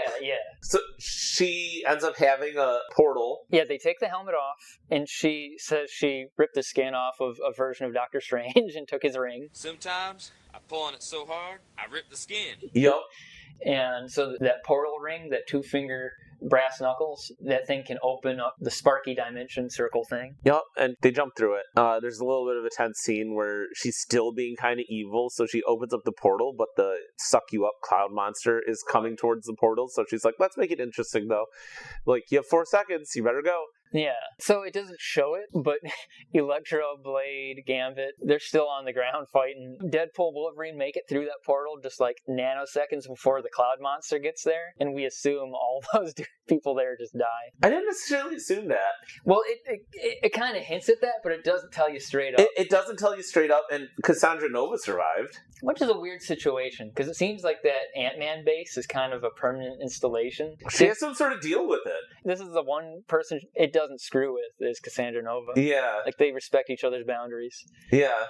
But anyway, we're back in Deadpool's home universe, and I guess the Fox universe is universe 1005. Yep. And so they're back in that universe. Yeah. So what did they even do? What are they trying to do? Oh, they tried to go to the TVA. And we found out earlier in the movie that the TVA has outposts, and one of the outposts is the subway in universe 1005. Yep. Oh, also, after Deadpool and everybody leave, Cassandra Nova goes to do the mind thing to Pyro. Yeah. And she's about to do it. He's like, you put these bullets in me, and now I'm going to find out why. And she starts reaching for it, and it's like, Jesus Christ, I'll just tell you. Yeah. Why don't you ever just ask? She's like, I don't know. Yeah, she's like, huh, hands in my pockets, I won't do it, just tell me. Yeah. And so, I forgot what the exact deal was, but he doesn't actually tell her. We don't get to hear it. Yeah. But he's basically going to sell out Paradox. So as Wolverine and Deadpool are talking to Paradox, you see the portal open and Cassandra Nova comes through. Yeah. And she's basically like, you motherfucker, you are going to... What's she mad at? I forget. You know? Somehow she doesn't think her spot in the void is going to be... Maybe it's going to be obsolete because now he's just going to destroy these dimensions and he's not going to send people to the void. I don't quite know. Yeah. But honestly, Cassandra's kind of one of the types where she would come back and fuck things up even if she knew that you had the spy kind of working on the inside. For all I know, she's just mad at that. Yeah. Because she is like godlike. She goes to the TVA, which so far the TVA people are kind of... This is the first that they've been really made chumps of in this movie. Yeah. Because, I mean, they have Infinity Stones in their desks, like that regular office people do. Like, oh, yeah. They have, like, super powerful artifacts from across dimensions, and it's just mundane to them. Owen Wilson's just like, wow, jet skis, Loki, wow. Yeah. Variants, wow, you're my favorite Loki. I love jet skis, Loki. Don't you like jet skis? Wow. Jet skis, Loki, wow. And the whole time he has, like, all the stones for the Infinity Gauntlet just, like, rattling around in his desk like loose change. Yeah. He's like, you can't screw with the timeline. You're my favorite variant, Loki. By the way, at your desk, that magazine. Yeah, the one on jet skis? Yes. Why'd you have that? Because they're awesome. Suppose they are. Yeah. You know where I go if I could go anywhere? Wherever I had a life before the TVA came along. Maybe I had a jet ski. That's what I'd like to do. Just riding around on my jet ski.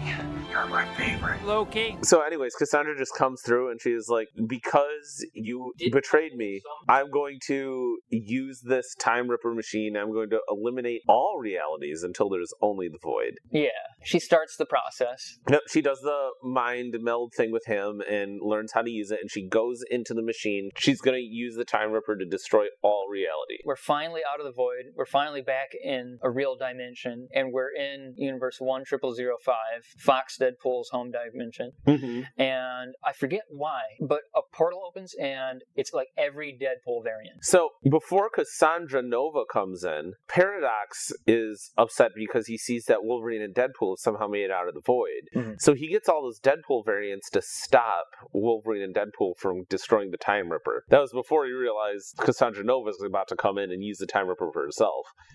Okay, say that again. Because my brain didn't absorb it. So, it's really quick.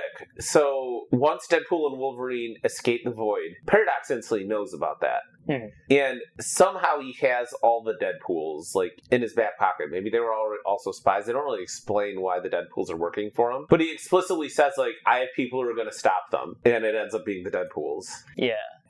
So Nicepool is here also, and he's on... And the dog. And Dogpool. Those are the only allied Deadpools to Deadpool Prime. Yeah. And this is the meanest thing Deadpool does in the movie. Still kind of hilarious. Yeah, it's kind of hilarious. So all the Deadpools start blasting, and Deadpool Prime holds up Nicepool, and like all the bullets are absorbed into Nicepool's body, and then they hide behind the Honda Odyssey so they can talk. And we find out here that Nicepool does not have healing factor. He's like, healing factor? Yeah. Deadpool Prime is like, you don't have healing factor? Yeah. He's like, no. Which probably explains why his face is pretty. Yeah. Yeah. So he's ducked behind the Honda Odyssey.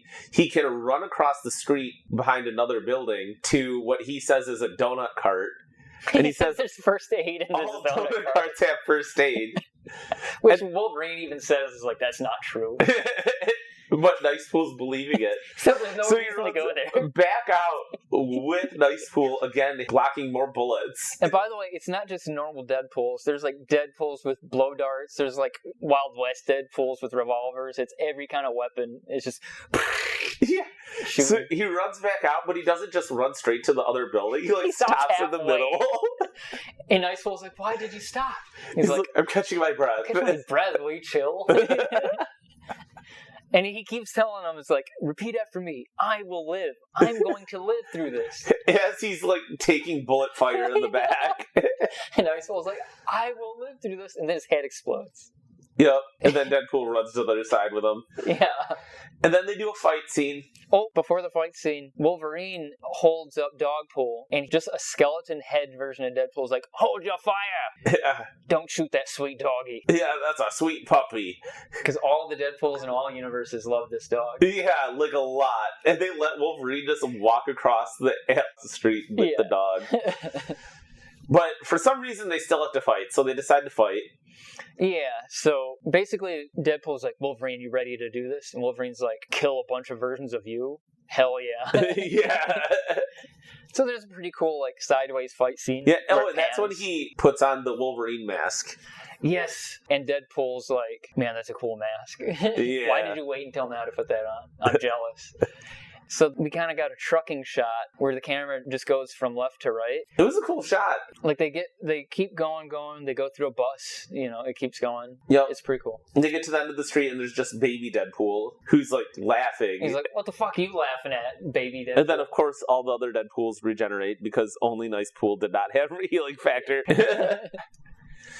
But something saves him, and it's kind of a schlubby Deadpool with a gut. And it's Peter. It's Peter Pool. And all the Deadpools also love Peter, like an insane amount. And he says, he's a legend. Don't stop this guy. And they're like, all right. Yeah. And then they all like surround him and like lift him up in the sky and everything. Yeah, they all love Peter.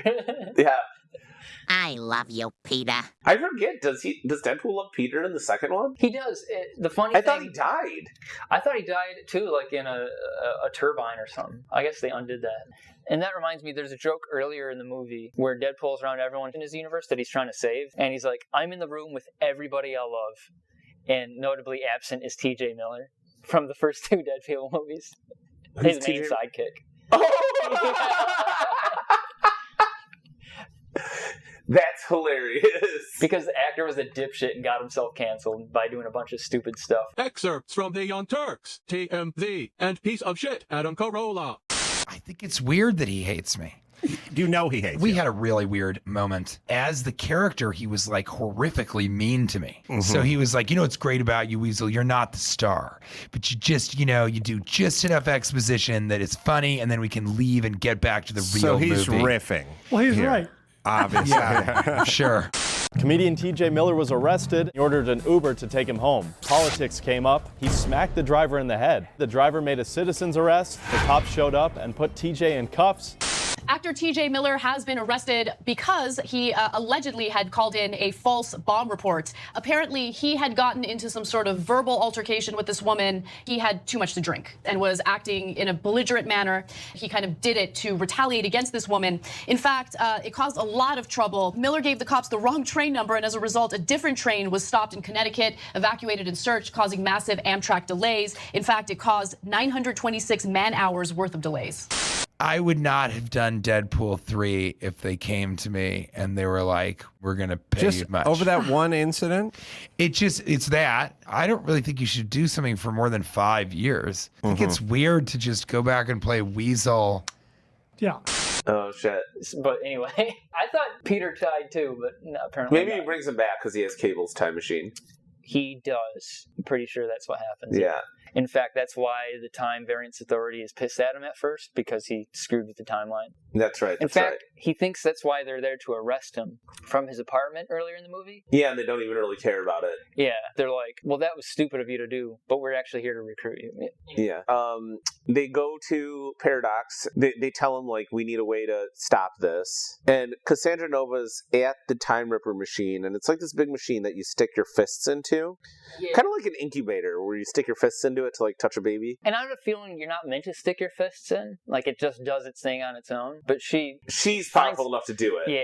She finds convenient armholes to stick her hands in. Yeah. So, anyways, they say you can go to the basement. It's got this, like, huge blue cable that's maybe, like, 10 feet in diameter. It's, like, big. Going to one end and an orange end that goes to the other end of the Time Ripper. Yeah.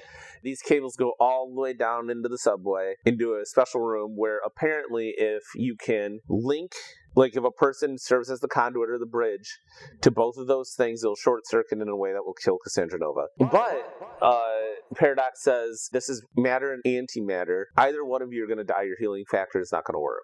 Yeah, so And if it one will of you kill goes in there, it'll kill you because it's too much. Mr. Paradox is basically explaining, like, she's going to destroy all multiverses if you don't do something. Yep. Whoever decides to do this is going to die. So they go down there, and Deadpool's like, it needs to be me, and then Logan's like, no, it's going to be me. I've got nothing left. You got people to live for. Logan goes in, and then at the last second, Deadpool, like, hits Logan with a fire extinguisher, swaps places, and shuts the door and locks it. And he kind of does the Spock and Kirk thing from Wrath of Khan, where he does the live long and prosper symbol. Yep. And then he reaches into one of the cables, and the cables aren't necessarily close to each other. They're maybe like 25 feet away. Yeah, but it's too long for one person. Deadpool sticks his hand in the blue one. Yep, and he's pulling it, and he's trying to get there, and you're having ticking time clock. There's apparently a meter that when it hits 0, that's when Cassandra Nova wins, and she obliterates all dimensions. So yeah, the Time Variance Authority's got these monitors in the control room. I'm going to go on a tangent real quick. So I think off air, we were talking about, the thing about multiverses, that it lowers the stakes. Because if you can always just replace somebody that died with an exact duplicate version of themselves. Oops, voice crack. It doesn't matter. It doesn't matter. And so I believe Crisis on Infinite Earths in the comics solved that problem by collapsing all the universes into one universe. So stakes matter again. And the other alternative to that is, well, this is my Peter Parker from Universe 616. And I don't want him to die because this is my, like, Peter Parker Prime. You're my favorite. Loki. Right. So that's the other way that you can make multiverses still have stakes, because you don't want your favorite characters to die, your versions of them. Yep. I thought what this movie was going to do at this point is something interesting. I thought they were going to get rid of the multiverse by killing it all except for one. I actually thought that too, and then didn't do it. Yeah, I don't think they did. They definitely didn't. But that's what the visual looked like on the monitors in the Time Variance Authority screen. Like, it showed all the branching paths go down to one white line. Yup. Yeah. And so they also have a ticking clock, like a meter, that says, like, stability of multiverse. The percentage keeps going down, like 50%, 30%, 20%, 0.05%, 0.02%. Yeah. and at the last second, Deadpool's not going to make it. We're at 1%. He's too far away. Then all of a sudden, Wolverine grabs his hand. And Wolverine is just close enough that he can extend his claws and they'll go into the other conduit and then complete the link. And then one of the funniest things in the show is the whole time they're kind of hint that one of the reasons Wolverine is wearing the suit is because he's old. Mm-hmm. And he just can't look as ripped anymore. That happened to Wesley Snipes in Blade Trinity, right? Right. Madonna's Like a I'll prayer. Take You There. Like a Prayer, yeah, you're right. Like a Prayer, yeah. So Madonna's Like a Prayer is playing. That played during the Deadpool fight. It did, with all too. the Deadpools. But like an epic version plays here. And, okay, continue. And then Wolverine's shirt just explodes. And he's like King Leonidas in 300 jacked. It is not necessary. There's no reason for it to happen. Deadpool's shirt stays on. Yeah. But his shirt Wolverine's mask is still on. Yeah.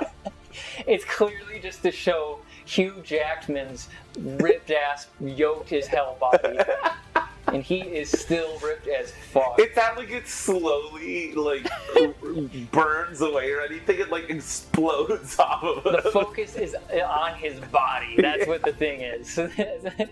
So, yeah, the power of all the universe is rippling through both of their bodies simultaneously. Their bodies are lighting up like light bulbs. Orange light just pouring through Hugh Jackman's rippling abs.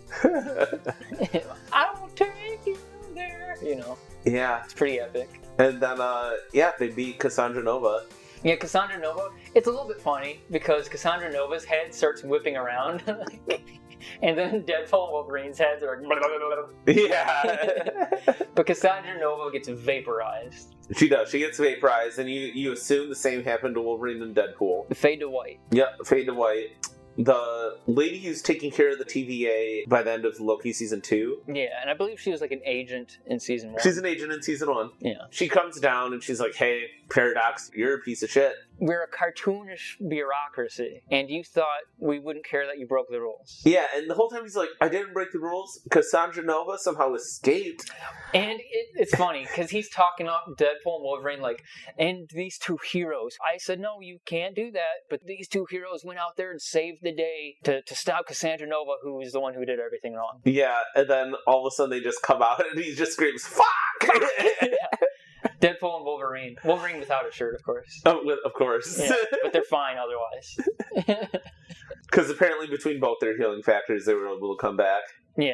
Like, one of us would have been vaporized. But when a Wolverine and a Deadpool are holding hands to Madonna's Like a Prayer, we're fucking unstoppable. It was pretty good. It was. Deadpool keeps saying, I'm Marvel Jesus. Which does lead you to believe he might actually die. But I guess he gets resurrected, so. Yeah, which he did. Yeah. So now I understand all those IMDb reviews. Yeah. They're more funny than I initially thought. Which, by the way, so that's basically the movie. That's the synopsis of it. Yeah, and at the Dano Mall, they're sitting down at a bench. Wolverine's like, you probably won't see me again. But then Deadpool's like, no, let's go hang out with my friends. All the people Deadpool tried to save are saved. And apparently the anchor issue of Deadpool's universe was fixed by their noble holding hands to Madonna's Like a Prayer. That somehow fixed the problem. Yeah. So everything's good again. Yeah. This is a good movie. I liked it. And, I've always had a problem with Deadpool because Deadpool initially was a little bit more of an anti-hero, and while he was insane and crazy and would say some things that are fourth wall breaking, they still fit in universe. So if he said something like this to a character where he'd be like, oh, the audience isn't gonna like that, it's something that you would perceive a character hearing that thinking like, this is more insane dribble coming from Deadpool, right? It's not literally him looking at the screen and be like, this is the Marvel deal, yada yada. It's a little too, I think, on the nose. And they went a little bit away from that on this. Right, but this one, I think, kind of recognized that gets old fast, and I think it helps that Hugh Jackman is always there at all times being annoyed by Deadpool. Yes. And like you said, they somehow did it in a less irritating way this time. They did. I mean, they crossed that line a couple of times, but it wasn't as bad, right? Like, you can have Deadpool dance to Bye Bye Bye by NSYNC while killing people, and it doesn't break the fourth wall necessarily. Yeah. But for him to look at the screen like a Bugs Bunny cartoon and be like, you'll never guess this, it's a little too much. But they did a good job threading that needle with this one, I think. And they even lampshade it further, because Nice Pool says, I can nudge the fourth wall too, you know. And so he looks at the camera, and he says just like the title of a movie Ryan Reynolds was in. Yeah, he goes, The Proposal. Yeah. Which is pretty good. Yeah. Oh, man. But yeah, it is an amazing movie. Like, I would highly recommend. I did like that. And one other thing they did do that's very self-referential and very fourth wall, but I think it was a good fourth wall break, is at one point in the movie, Deadpool does say, it's like, you know, guys, this multiverse thing just is not working out. It's just been miss after miss after miss. And you know what? We got to do away with this whole multiverse thing. He basically calls out the state of the MCU right now. He does. And then he's saying that to the Deadpools, I think. Yeah. And one of the Deadpools is like, I think things have been fine since Endgame. Yeah, well, Nice Fool says that. He's like, I think it's just been steady goodness since Endgame. But yeah, I guess the credits real quick. So obviously, superhero movies got to have credits and after credits stuff. So during the credits thing, though, it's literally just a reel. Green Day's Good Riddance, yeah. And we did mention this earlier, but it's just a weird state of the movie industry right now to where people have nostalgia for a franchise of another studio, you know? Yeah, it was strange. But I mean, I felt the nostalgia of it. Oh, I did too, and it was fun to see. It was like, oh yeah, wow, this has been going on for quite a while, 24 years at least. Yeah. Damn. Yeah. And also, I think it's a way for Fox to be like, hey, assholes, like, you make fun of us now because Marvel and everything but we is kind of doing helped it, but kick this off. we did it when it was dangerous and scary. Yeah. And of course, now they're part of Disney, so it's kind of a reminiscence of back before that. But yeah, and then there's some after credits scenes, and then the end. Yeah. At least they were willing to do, like, risky stuff. I don't think Disney would have ever made Logan, right?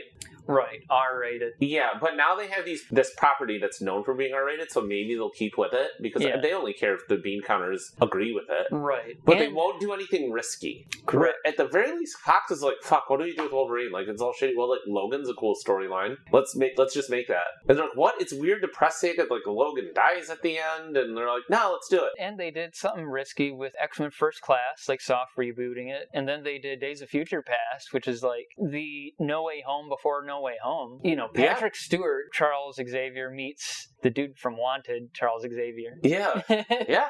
They push the envelope. Yeah, whereas Disney won't do that. So, like, it is a little bit of a bummer that they're part of Disney now, because I worry. It's hard to see where they go from here to top this. But, yeah, for now, I liked the movie probably more than I thought I would, actually. I did too. I was pleasantly surprised. So, that concludes the breakdown, and it's time for Judgment Day. What? Judgment Day. Trust me. Did you hate it or not? So, Arden, what is your post-watch rating? For what I was expecting? Yeah. Honestly, I was not going into this movie with high hopes, which maybe is what helps me like it so much. Yeah. But no, as far as the Fox stuff, I put it up there with Logan. Yeah. It's under Logan, let's be clear. But I do think it's up there with it. And honestly, I put Logan above 99% of the Marvel stuff. Honestly, if you were to ask me what the best superhero movie of all time was, I would have told you Logan. So I guess by proxy, this Deadpool movie's also pretty high up there. So I like it. I liked it a lot. What, you disagree with me for saying Logan's one of the best superhero movies of all time? I wouldn't say it's the best of all time, but I'd say it's I might say it's the best. There. Which one do you think is better than that? Ant-Man. Get the fuck out of town. I mean, Logan's a harrowing watch. It's not fun to watch. I think Logan's fun to watch. I'd watch that shit right now. Damn. Fine. Let's fry up a steak and let's watch Logan. No, it's good. I thought Logan was awesome. It is good. And even in its dour moments, it has funny, lighthearted moments. Oh, like when you find out that Laura can speak English, or when Wolverine finds out. Yeah. She's like, and it's like, it's more than halfway in the movie. Yeah. It's like, You can speak English. I think they think she's mute. Yeah. Yeah. I will mention that somehow Laura did get to Universe 10005, so she's also she's there at the party. Yeah, hanging out. I don't think Blade was there. I don't know what happened to them. But if she survived, that means Blade and then probably also survived. Yeah, Blade doesn't have a reason to hang out with Deadpool. Wesley Snipes did get 2 lines. One, he said, "I'm Blade, I'm the only Blade there will ever be." And he did say... Some motherfucker's still trying to ice skate uphill. It still makes no sense, but... It still doesn't. I love that was the line that he said. I love that he said it in the writer's room because for some reason during the writing of Blade, like, he had a lot of credit because the director, like David S. Goyer, I learned this from the Red Letter Media review of it. Okay. But David S. Goyer was just like constantly pelting Wesley Snipes for feedback on lines he would say. Yeah. And then at one point he just said something while they were talking. Yeah, that was his made up line. He wasn't even planning to say that. He was just like, some motherfucker's always trying to like skate uphill. And David S. Goyer was like, that's the line. He's like, what? He's like, that's the line you're gonna say when you kill Deacon Frost. He's like, no, I don't know. That's what I know. It's like, no, that's it. That's the line. Literally, I don't even know what that means. I don't know why I said it. David S. Goyer's like, that's the line. It's in the script. Final print. Let's go. Let's go. Let's fucking go. Let's fucking go. Yeah. But yeah, before I gave it 44 out of 100 walls, you gave it some low score, adamantium skeletons. I'll say it's, I'll say it's a solid 80 out of 100. Hey, Deadpool here. Why don't we make that 88 out of 100? Get it? 44 times 2? Or 4 times 22? Because the joke is the fourth wall? Screw it. 4 out of 4 broken walls. Meta humor. You're listening to a podcast. Rob Liefeld, Ryan Reynolds, New Mutants. Yeah, I'll give it more than that. I'll give it 95. Give it 95. It's certified fresh. Yeah, I liked it. Yeah, I'm putting it under Logan. As opposed to the other 2 Deadpool movies, which tried to have, like, sappy stakes moments, like, this did a really good job of it. And to be fair, they didn't really do it with Deadpool. They did it with Wolverine. He's just a better character than Deadpool is. Well, but to pair the 2 of them together was actually pretty good. Yeah. I think that's what made it work. They were both like broken characters at the start, which really helped them. And I did feel something for Deadpool, even though he's a clown. Like, how do you make a character who's indestructible and goofy, you actually feel something for him?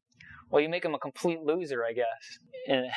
Yeah, and then you have Wolverine savagely pointed out. Yeah.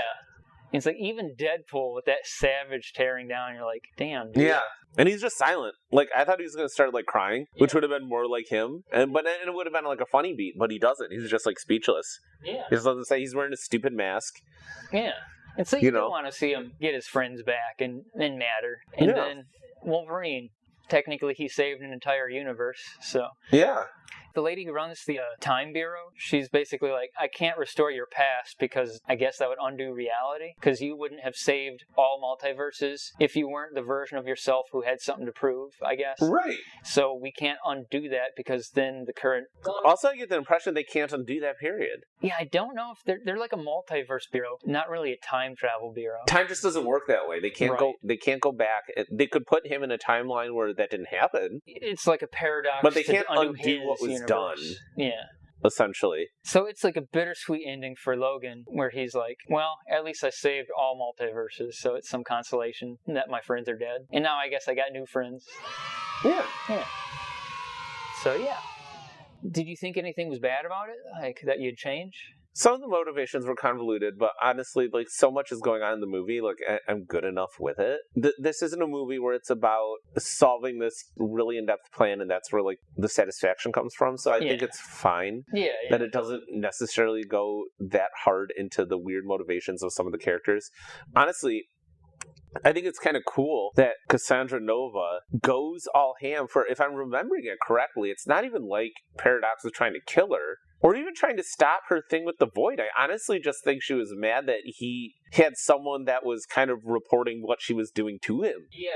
She was just like, I thought we had a deal, and you're going behind my back? Yeah, you go behind my back. You think that you have power over me? That you have power over me. I've paid you a small fortune. This gives you power over me?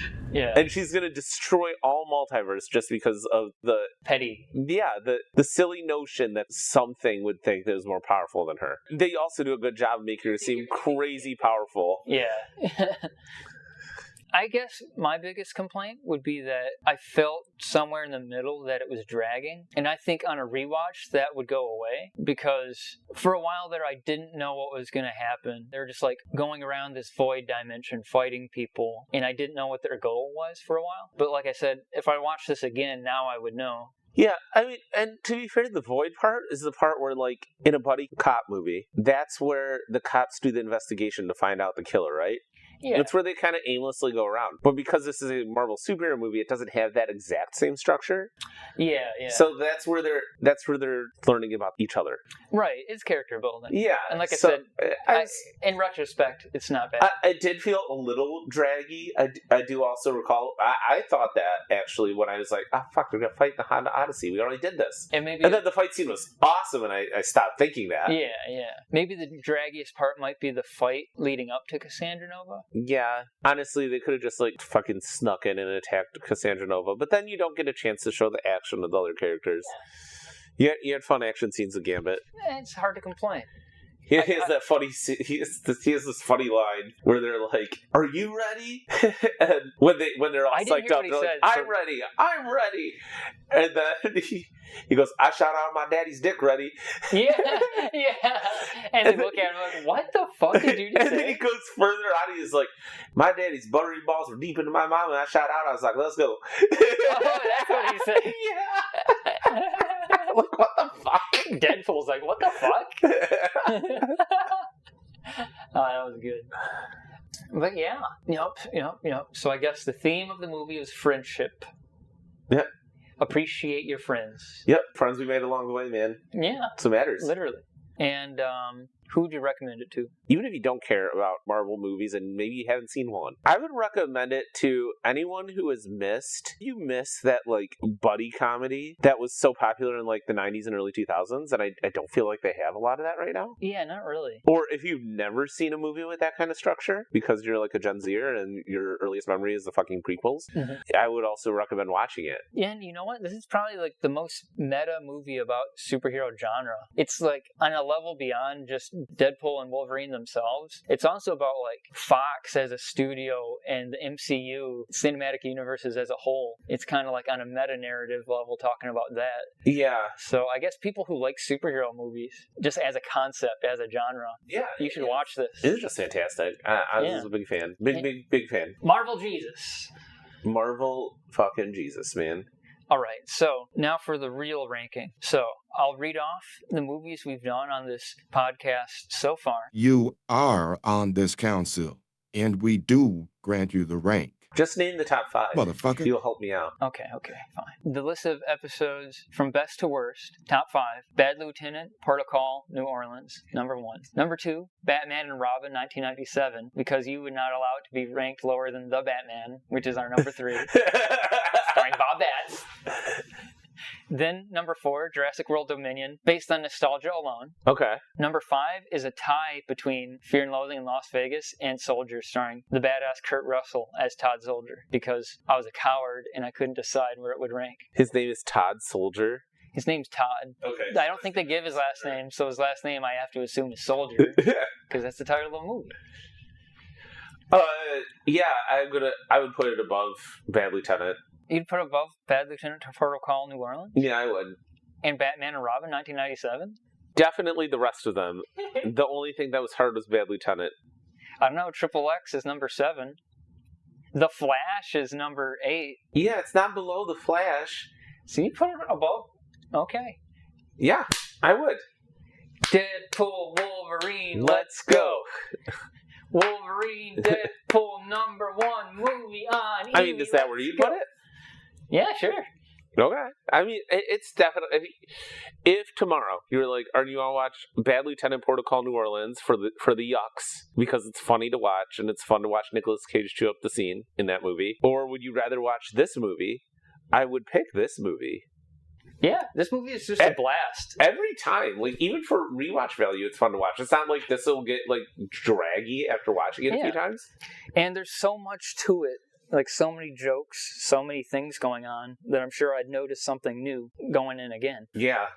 That is a good measurement. Like, would I be willing to watch this again? And I would, totally. Yeah. Yeah. I mean, when it comes to a movie like this, right, that we're pairing up against, like, what's the best? Obviously, it gets harder when it's like, it's not a good metric when I'm trying to think of something that's probably going to be in the middle of the pack. But for this, definitely, I'm definitely putting it up over Batman and Robin 97. So the only next question is, above Protocol New Orleans? And yes. The ranking is so fucked. It is. Because we have like one of the worst number movies 2. as number 3 because it has to be above the Batman. Which is also one of the worst movies. No, the Batman's good. That movie fucking sucks. You like it because it's hilarious to you. It's hilarious. This guy who never sleeps and he's fucked in the head. And he goes around like a vampire during the day as Bruce Wayne. And at night he's too tired to do anything but knock at the front door. Take constant shotgun rounds to the chest. Oh, man. Oh, my God. All right. So, what award would you give this movie? Make up an award. Just an award. What would you give it? Best buddy comedy of, the 2000s. Nice. I agree. Like, not just the 2000s, but from 2000 to this point. Like, I forget what you made the analogy to buddy cop movies, and that's when I was like, oh yeah, this is definitely, this is a buddy movie, and it's a good one. Yeah. Good one. That's why it works so well. It's a buddy cop movie, I should say, because it buddy has cops, that structure. Buddy cops always don't like each other from the beginning, and they're strangers, yada yada. Yeah. Whereas a buddy comedy is like Harold and Kumar, where they're buds and they're just doing something stupid. They weren't cops in that movie? What? What? All right. Now, ladies and gentlemen, it's time for some fun and games. We're going to run through some trivia and goofs. All right? All right?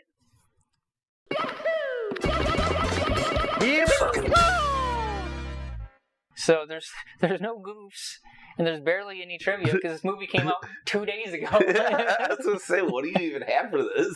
I'll just blow through some stuff.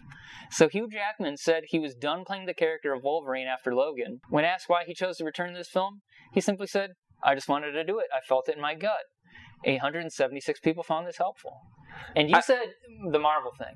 Yup. He has always said he would do it if he could be back in, like, a cool collaboration. I don't think he liked being jerked around. And would you, as an actor, like, you put your heart and soul into this character, right? And then they put you in Wolverine Origins? Yeah, and they, like, make Wolverine 1 through 3, and they put you in Wolverine Origins, and the whole time you're looking over, across the fence.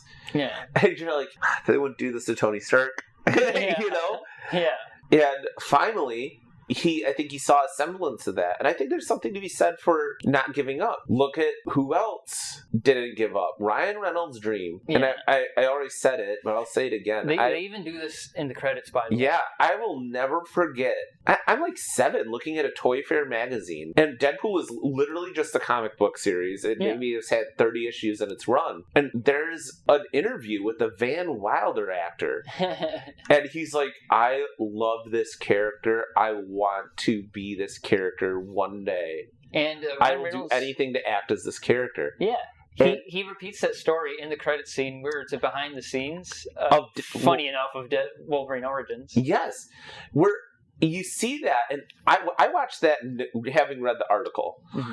And I saw that movie when I saw what they turned Deadpool in. I was like, this is a dude who's not giving up. I know for a fact he saw the script and he was like, Jesus Christ, and he was not happy with it. But he did what he could in the beginning where he actually had lines. And then he probably was just like, I'm using this to pitch what I truly want. That's a dude who didn't give up. Yeah, and say what you will about Ryan Reynolds, like, he always plays himself, and he is kind of annoying with the Mint Mobile ads. If it's like, we get it, you're a billionaire, don't act like your mobile company's some nobody company or whatever. But he does really have passion for this, and you can tell. Yeah, you can tell. Like, the original Deadpool, I believe, he got that made by, like, leaking, like, a demo thing that they made. And, he's just pulling stunts and stuff to try to get this thing made at all costs. And it worked. Yeah. So the studio granted us a small amount of money to make test footage, then sat on the shelf for 4 years, as it does. Then about just a little under 2 years ago, it leaked accidentally onto the internet. The Deadpool fans freaked out and overwhelmed Fox, and Fox basically had to greenlight the movie. There's four of us. There's me, Rhett Reese, Paul Wernick, and Tim Miller, the director. One of us did it. Okay, good. Yeah, all right, good. Yeah, I don't know who. But I'm 70% sure it wasn't me. Okay, perfect. All right, good. That's good. That's good odds. That's good odds. And that's kind of like dedication which is our next trivia piece here. He says he and the makers purposely asked Disney for a lower budget than they were wanting to offer him. And he said it's because making the first Deadpool, he said it was such a success because they had a constant time and budget limitations, which fostered an atmosphere of creativity. So he was like... He's like, don't give us that much. Yeah, he's like, I don't want this just to be a CGI fest. I want this to be a creative passion thing. Yeah. And it seems like it worked out. I couldn't tell that it was a lower budget than any of the recent Marvel stuff. Oh, for sure. Yeah, and I guess $200 million is kind of low for a studio that made $1 billion in-game, you know? Yeah. There's apparently a sign somewhere that says Liefeld's Just Feet. Oh my god, that's amazing. And a bus reads Your Friendly Neighborhood Cleaner, Stanley Steamer. So that was there somewhere. The first trailer received 365 million online views in the first 24 hours, more than any other film ever, exceeding Spider-Man No Way Home. Damn. It's the first R-rated movie directly distributed by Sony Motion Picture Studios, as opposed to one of its banners, i.e. Touchstone. So it's not even just the first MCU movie, it's the first just straight-up Disney Studios movie that's R-rated. And, of course, Ryan Reynolds admitted that he showed this movie to his 9-year-old daughter and 70-year-old mother, and they both loved it. So despite it being R-rated. And it's the 11th R-rated movie using Marvel properties after 3 Punishers, 3 Blades, Man-Thing in 2005, Logan, and Deadpool's 1 and 2. Damn. Not that many R-rated Marvel movies. Blind Al celebrated her 80th birthday during production and received a cake. Wow, you're really digging for trivia. Well, 375 people found this useful. Blake Lively is female Deadpool. Oh, who's she? I know the name. Ryan Reynolds' wife. Beautiful. I bet they're taking those costumes home. The Deadpool is a 1988 American neo-noir action thriller film directed by Buddy Van Horn, written by Steve Sharon, starring Clint Eastwood as Inspector Dirty Harry Callahan. Oh. After Disney's acquisition of 20th Century Fox in 2018, the film rights of all X-Men characters, including Deadpool, reverted to Marvel Studios. So they had it since 2018. This is like the first time they actually used that stuff. Wow. Yeah. Apparently, Deadpool's new costume is a lighter shade of red. He has larger eye circles than previous suits, so it's more comic accurate to the 90s comics. Oh, interesting. Yeah. Captain America Brave New World 2025 and Blade 2025 were delayed to 2025 due to extensive reshoots and strikes, leaving this as the sole MCU film of 2024. It's the first year there was only one MCU film since 2012, which is the first Avengers. Wow. That's kind of mind-blowing with how much we've been inundated. It's too much. And it's part of the problem. Yeah, there's just too I was much. actually excited to see this, and I'm a little relieved that I don't have to worry about a fucking Marvel movie for the rest of the year. Right. Ryan Reynolds, by the way, was forbidden from improvising dialogue due to the Writers Guild strike. And if you notice, there's a line in there where Blade says something, and Ryan Reynolds, he looks at Blade and he's like, "Bitch, are you improving?" Yeah. I think it was Blade who said. And Ryan Reynolds lobbied to film this in Vancouver, where he's from, and the previous Deadpools were made, but they said no. Damn. So I guess Disney did put their foot down on something. Wolverine's comic faithful uniform, based on comic artists John Romita Jr. and Dave Cockrum, Jim Lee, and John Cassidy. This is the first time he's worn his yellow and blue costume on screen, dude. Yeah.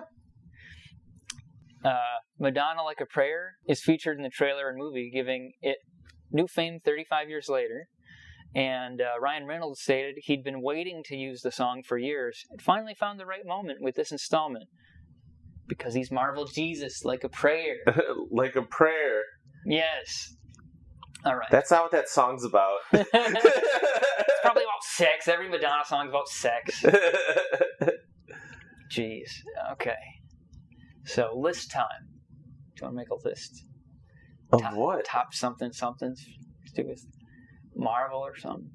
I feel unprepared for it. I don't know what list to make. I know, I didn't think of anything. I can't think of anything. Okay, we'll skip this one this time. Okay, we're going to skip list time. All right. Who would win?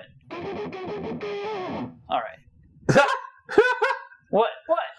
I love that we're introducing more characters that are going to drop trow on Bob Batts. Is he alive? He's not going to be for long. Oh my God. Okay, fine. Let's just explain it. Okay, let's explain it. Now it's time for a no-holds-barred live improvised battle royale, in which characters from the current episode face off against those of previous episodes in the segment Who Would Win. So the usual win conditions are incapacitation, death, or just removal from the battlefield. But what's considered a victory is subjective. Alright, so the battle either takes place in a neutral arena, like a boxing ring or a wrestling ring. Wayne Stadium's been the mainstay because we've done so many things with Batman in it. Or something relevant to the episode. So contestants are equipped with their iconic loadouts. Surviving past contestants can make surprise reappearances. Alright, so who is fighting, where are they fighting, and what's their motivation to fight each other? So obviously it's going to be Deadpool and Wolverine from this episode. Yep. They come into this timeline because, as you know, in the movie, it seemed that the head of the TVA was interested in their ability to regenerate timelines. Right. So they get sent to this timeline to try to regenerate it. And the previous episode, by the way, was The Flash, which is also a multiverse movie. Cool. So what they need to do is kill the Flash. Right. So, okay. I forget if the Flash survived, but it's multiverse, so let's say there's a Flash. Okay, cool. So, by the way, Bad Lieutenant, Nicolas Cage Superman, lost the previous episode, not because he lost in a fight, but because he wanted cocaine and he left the arena. So by default, the Batman won, which is Bob Batz and George Clooney Batman. Oh, both of them? Yeah. Okay. George Clooney Batman loves to twerk, by the way. That's from a previous episode as well. Okay, perfect. So, the Flash is just there, and he's just kind of being annoying, because that's DC's version of the Merc with the mouth, but he's not funny at all. Yeah.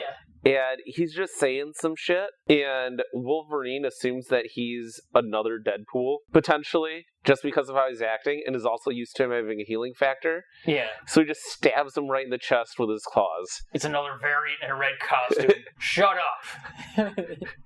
I find this is the quickest way to shut you fuckers up. And then Ezra Miller's like, what?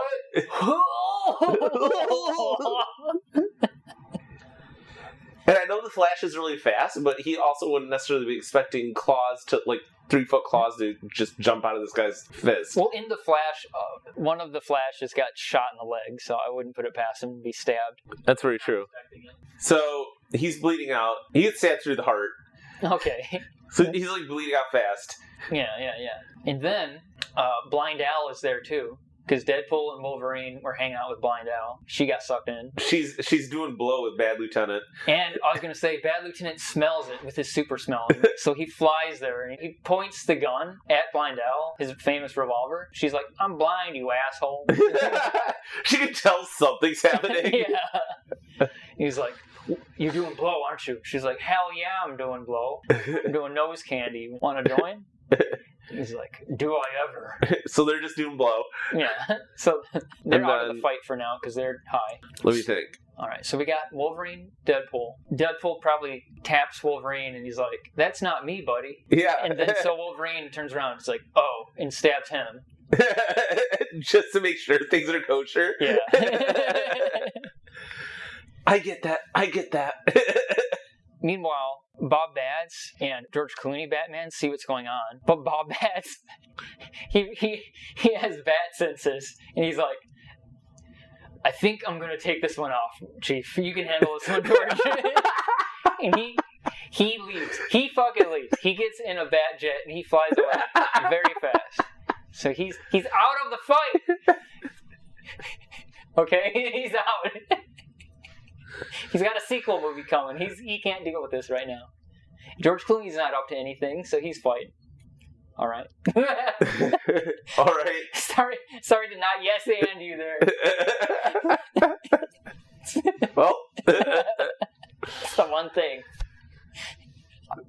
Deadpool and Wolverine walk up to Batman, and I guess I don't even know why they're there. George Clooney, Batman, swoops down, and he sees that they stabbed the Flash. So George Clooney... Oh yeah, he's probably pretty mad about that. Yeah. So George... He'd probably just attack him. And let's assume that Robin's here, too. Robin, 45-year-old Robin or whatever. From the Adam West era? I was thinking Batman and Robin. Oh, gotcha. Yeah. All right, so yeah, they instantly attack him, I guess. Yeah. So like batarangs, robberangs, And so Robin's riding a motorcycle in a circle around everybody. not really engaging. Yeah, He's not at engaging. a safe distance. Batgirl's there too. Why not? From Clueless, that Batgirl's there. Is she engaging, or is she just on the bike? Is she on another bike? She's on another motorcycle too. Yeah.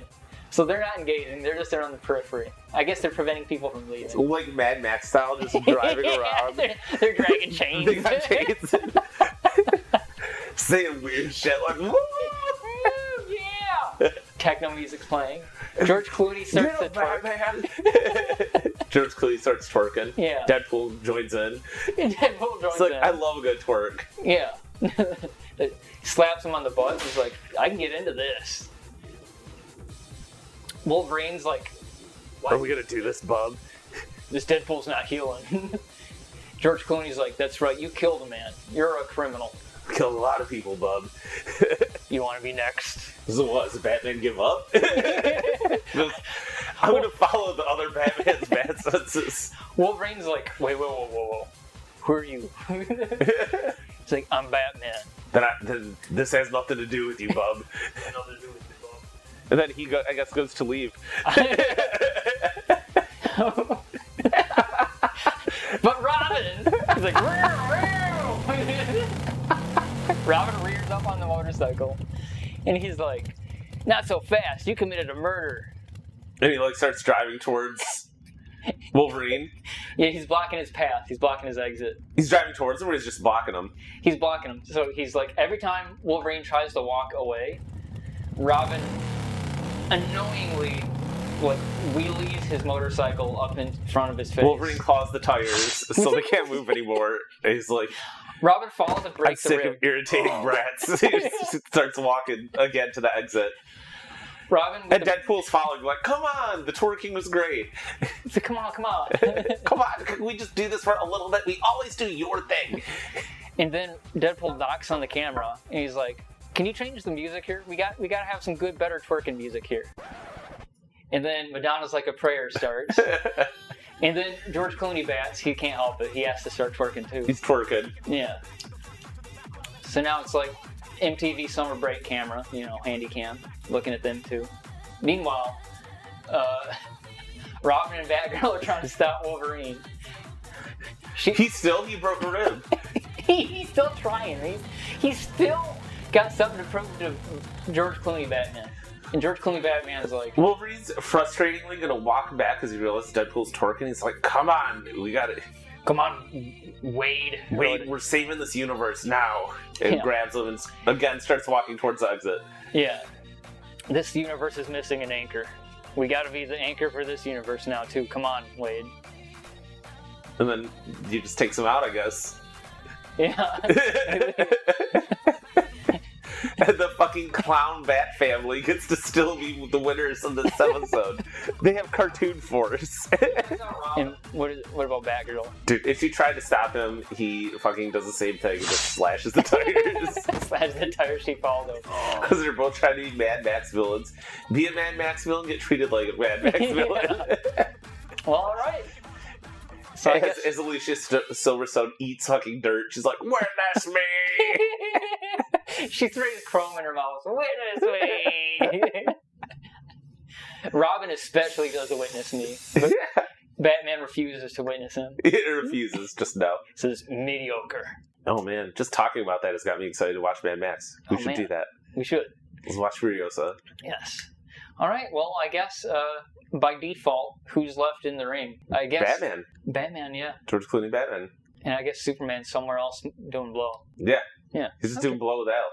Cool. Alright. Very good. Very good. And Devil's Advocate. Is anybody under the court system in this one? Who would be judged? Mr. Paradox, I guess? Yes. Who'd be presiding over him? The judge? The lady. The lady who runs the time? Yeah. Does he have a public defendant in this situation? Let's say he does, and it's Owen Wilson. He's like, wow, I mean, the rules are pretty clear here, man. We are we're a pretty rigid bureaucracy. Wow. Hey, by the way, I know this is unprofessional, but I got this magazine here. Do you see these jet skis, man? Have you ever been on a jet ski? They're pretty cool, man. And they kind of bond over that. Excellent. And then he gets sentenced by the judge. Yeah, it goes to sentencing. It's pretty straightforward. It's like you broke several violations of time code, and your ass is grass, pal. You're going to jail. And then he goes to jail. Goes to time jail. He goes to time jail. As we say, I don't think there's anyone you can really play devil's advocate for in that. Yeah, they're either pure raw evil, and then she died, Cassandra Nova, and then you're Mr. Paradox, who's just an idiot. He broke the law, clearly. Clearly. For no good reason, not even for good gain. Yeah. Like, even if his plan worked out, it wouldn't have worked out. Yeah. Like, they would have found out if he did this They'd thing. have been like, who obliterated all the timelines? Oh, it's Mr. Paradox. Why did you do that? Be like, because you know deep down that's what you want to do. And be like, no, it's not. No, it's not. Why would we have gone through such trouble to revamp the TVA if that's what we wanted to do? Now we have your admission is a bad plan. Yeah. That's the worst thing about the movie is Mr. Paradox's plan was kind of stupid, but yeah, it served as a wonderful vessel for why everything else needed to happen, so it's okay. Right, it's fine. They should have just made his plan like, I believe in it, so I'm doing it. Which, I did think that was what it was, but it is kind of dumb that he's like, this will change things. He does. He definitely is like, when they see how efficient this is, they'll know. I do see that plot show up time and time again, and it's never good. I think in Modern Warfare 2, the video game, there's like a rogue general of the United States, and he's like, we gotta fight real hard, like we gotta war crimes and stuff, because that's what really takes to be done. Warfare never has a good story. I'm a patriot protecting my country. I do what needs to be done, and no one holds me down with a roll of red tape. I know what's best for the cause. You've lost your mind, General. To do good, you've got to do some bad. Also, like Star Trek Into Darkness, they create like an evil Starship Enterprise, and it ends up getting hijacked by Khan. But I think like the evil admiral, his plan is like, the Federation's too soft, so I gotta create an evil enterprise, and we gotta fight like a militarized force, even though that's completely, will fuck our reputation in the galaxy. Not at all not at all what this is about. Yeah. But at least that wasn't like a huge part of this plot. Yeah. Okay, so real quick, I just want to mention, since it's been like 30 years, February 1st, 5 months ago is the last episode. Yeah. So I'm just going to say, like, when they're wrapping up, I'm going to talk about what I've been watching.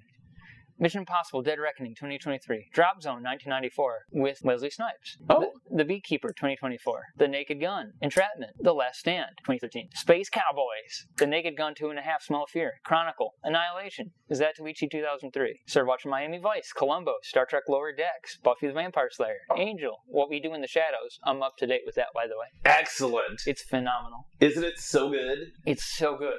He's my homeboy, my rotten soldier. He's my sweet cheese, my good time boy. My good time boy. My good time boy. Sean. Shawnee boy. So good. Watch it.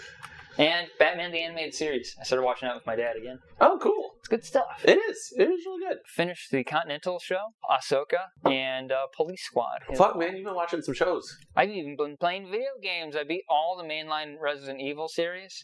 Resident Evil. Code Veronica, Resident Evil 4 remake, it's DLC, even Revelations on the DS 1 and 2. Jesus Christ. Yeah. Village and PC VR, by the way. It's DLC, Umbrella Chronicles, Darkside Chronicles on the Wii, and so I'm all caught up. I also beat Black Mesa, Half-Life Alyx, finally, best VR game ever. Oh, I bet. And Half-Life 2 VR actually holds up really good. Really? That game is evergreen, and VR is, like, incredible. Do they slow you down? Because I remember playing that game in VR, and I got super motion sick because Gordon Freeman side strafes at 35 miles an hour. Yes. So, Arden actually had a Oculus Rift dev kit, the first publicly released but not commercially released version. Yep. And it wasn't like... It didn't have games on it. You basically had to hack games to run on it. Yeah, every game that worked on it was basically hacked in. And so what we played was like a mouse and keyboard version of Half-Life 2, which, like you said, he runs at 100 miles an hour. You never realize when you're playing on just mouse, keyboard, and a screen, but when your head is in it, it's like... Yeah, he is fast. And also you do those jerky, like, side strafing left-right things. Yeah, so you're going like 100 miles an hour juking in 5 meter increments left and right, dodging fire. Yeah. Circle strafing. Yeah. So I will say you have to play it like in room space VR, like with remote standing up. Like, and when you do it that way, it's fine. But not when you're sitting down, mouse and keyboard. That's Vomit City. I don't know. I can't even play that that shooter you told me about, Onward or whatever. Contractors. Yeah, I couldn't play it. I got motion sick. So there's something that changed my mind about VR. Because I used to get more sick than you did. Yeah. And I get motion sick anyway. But what blew my mind, because I didn't realize this, but when first-person shooters first came out, and we were alive when they were invented. We were alive for the first Doom. Yeah. Apparently, people got super motion sick with the first-person shooters, especially 3D first-person shooters. And you and I have just been playing video games so long that we're not sick when we sit down to play Halo or whatever, because we're so used to it. It doesn't make you motion sick to play a first-person shooter, right? Right. So that's the same. So you just got used to it. Yes. So you just build your VR legs. But I always thought that was stupid. But that, for some reason, just thinking about it in that way, it's like, oh, people used to get sick playing sit-down games.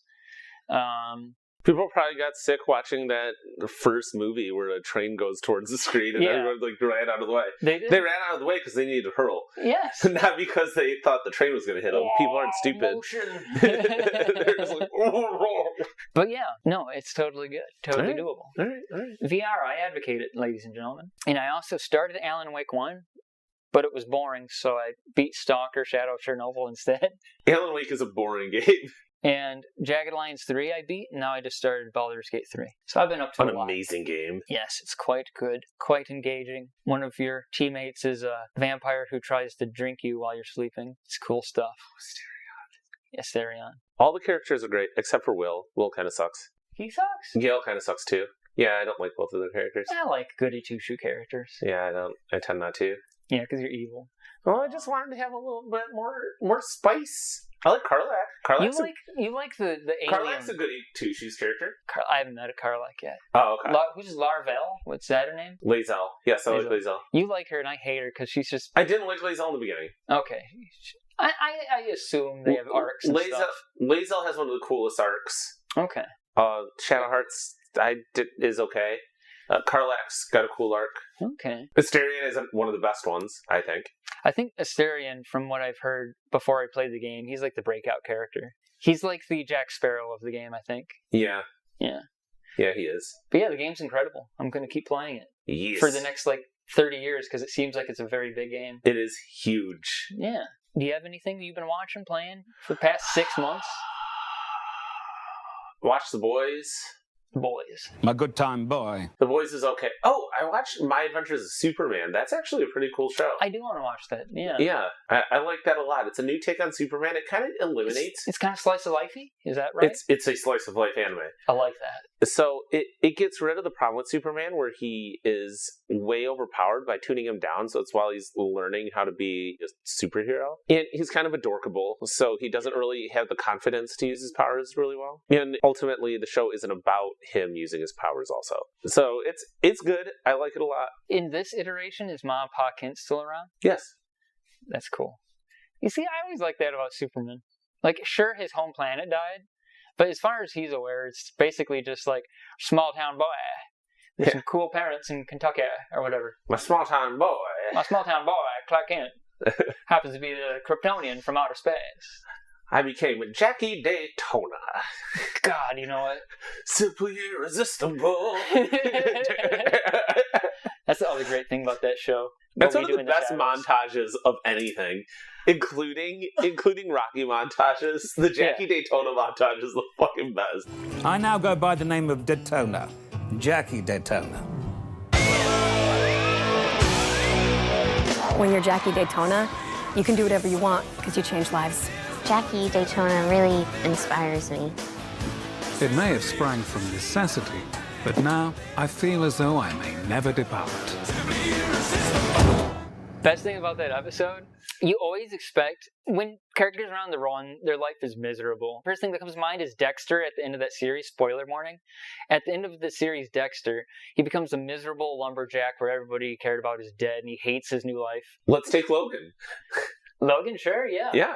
Yeah, but in this, his life, first of all, he does not care about his missing friends from the series.